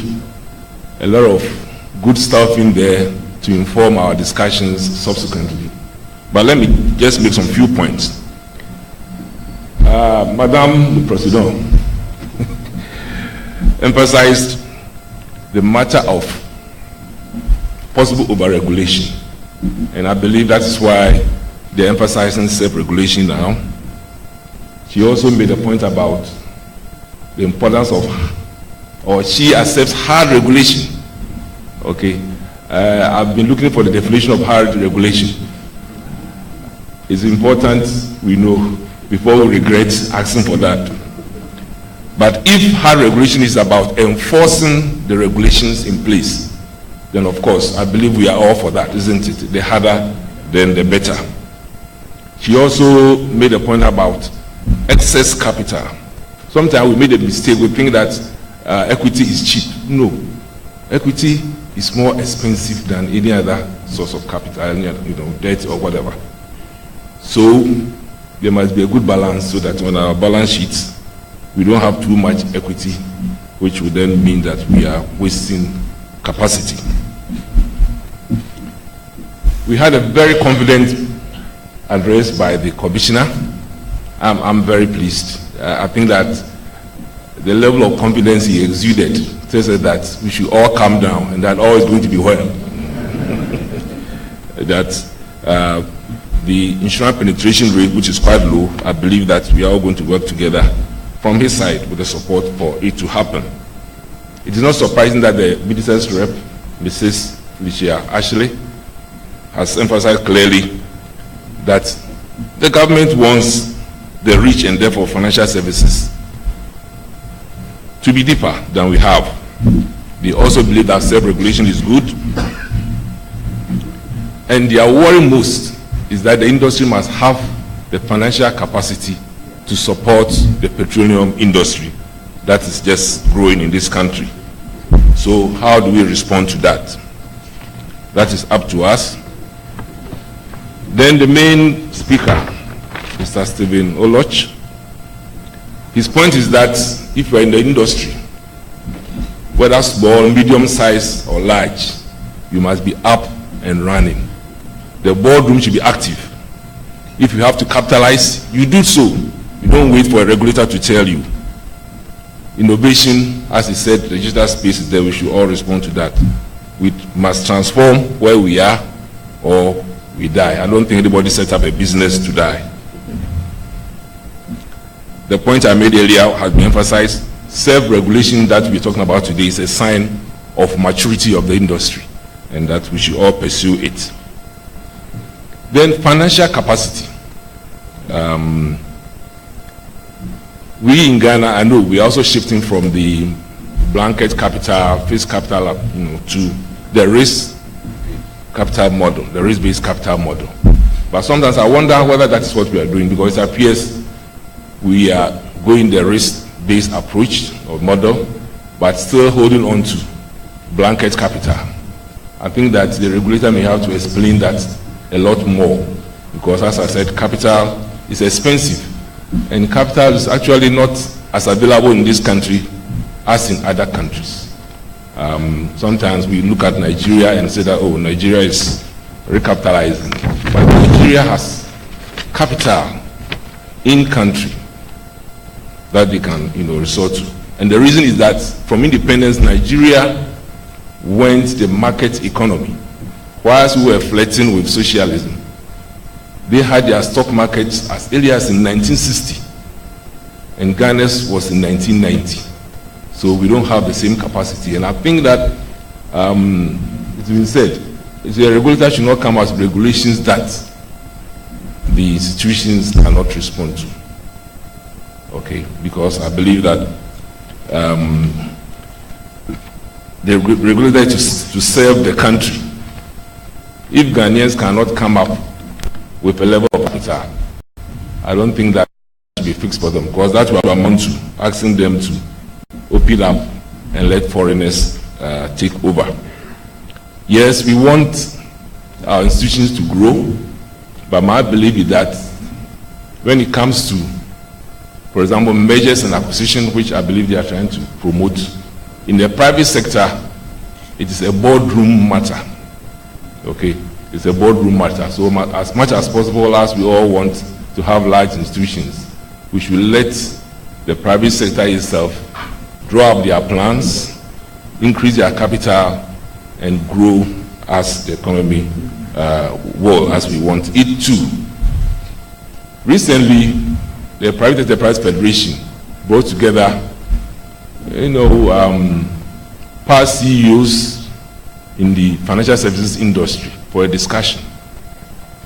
And the conclusion in terms of the size of businesses in Ghana and how far we've gone is that the elephant in the room is the government of Ghana.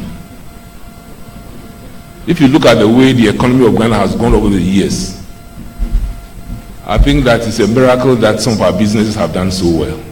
So now that you have a government that is committing to macroeconomic stability, the Vice President recently spoke about a paradigm shift with what is being done to the address system. Interest rates are now down, TB rates are around 13% and going down. I think that they are creating that environment that will make businesses in Ghana, the private sector, to respond positively and grow. So we ask of them to be a little bit more patient with us, that they are taking the right measures, but we need time to respond adequately. They shouldn't do anything that will scuttle our growth. Thank you very much for your attention. All this will go into your discussions, and God bless us all. Thank you.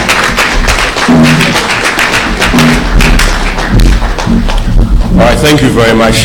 That's the end for the first session. We have two other sessions. We're going for a coffee break. So after that, within the next 30 minutes, we should be back.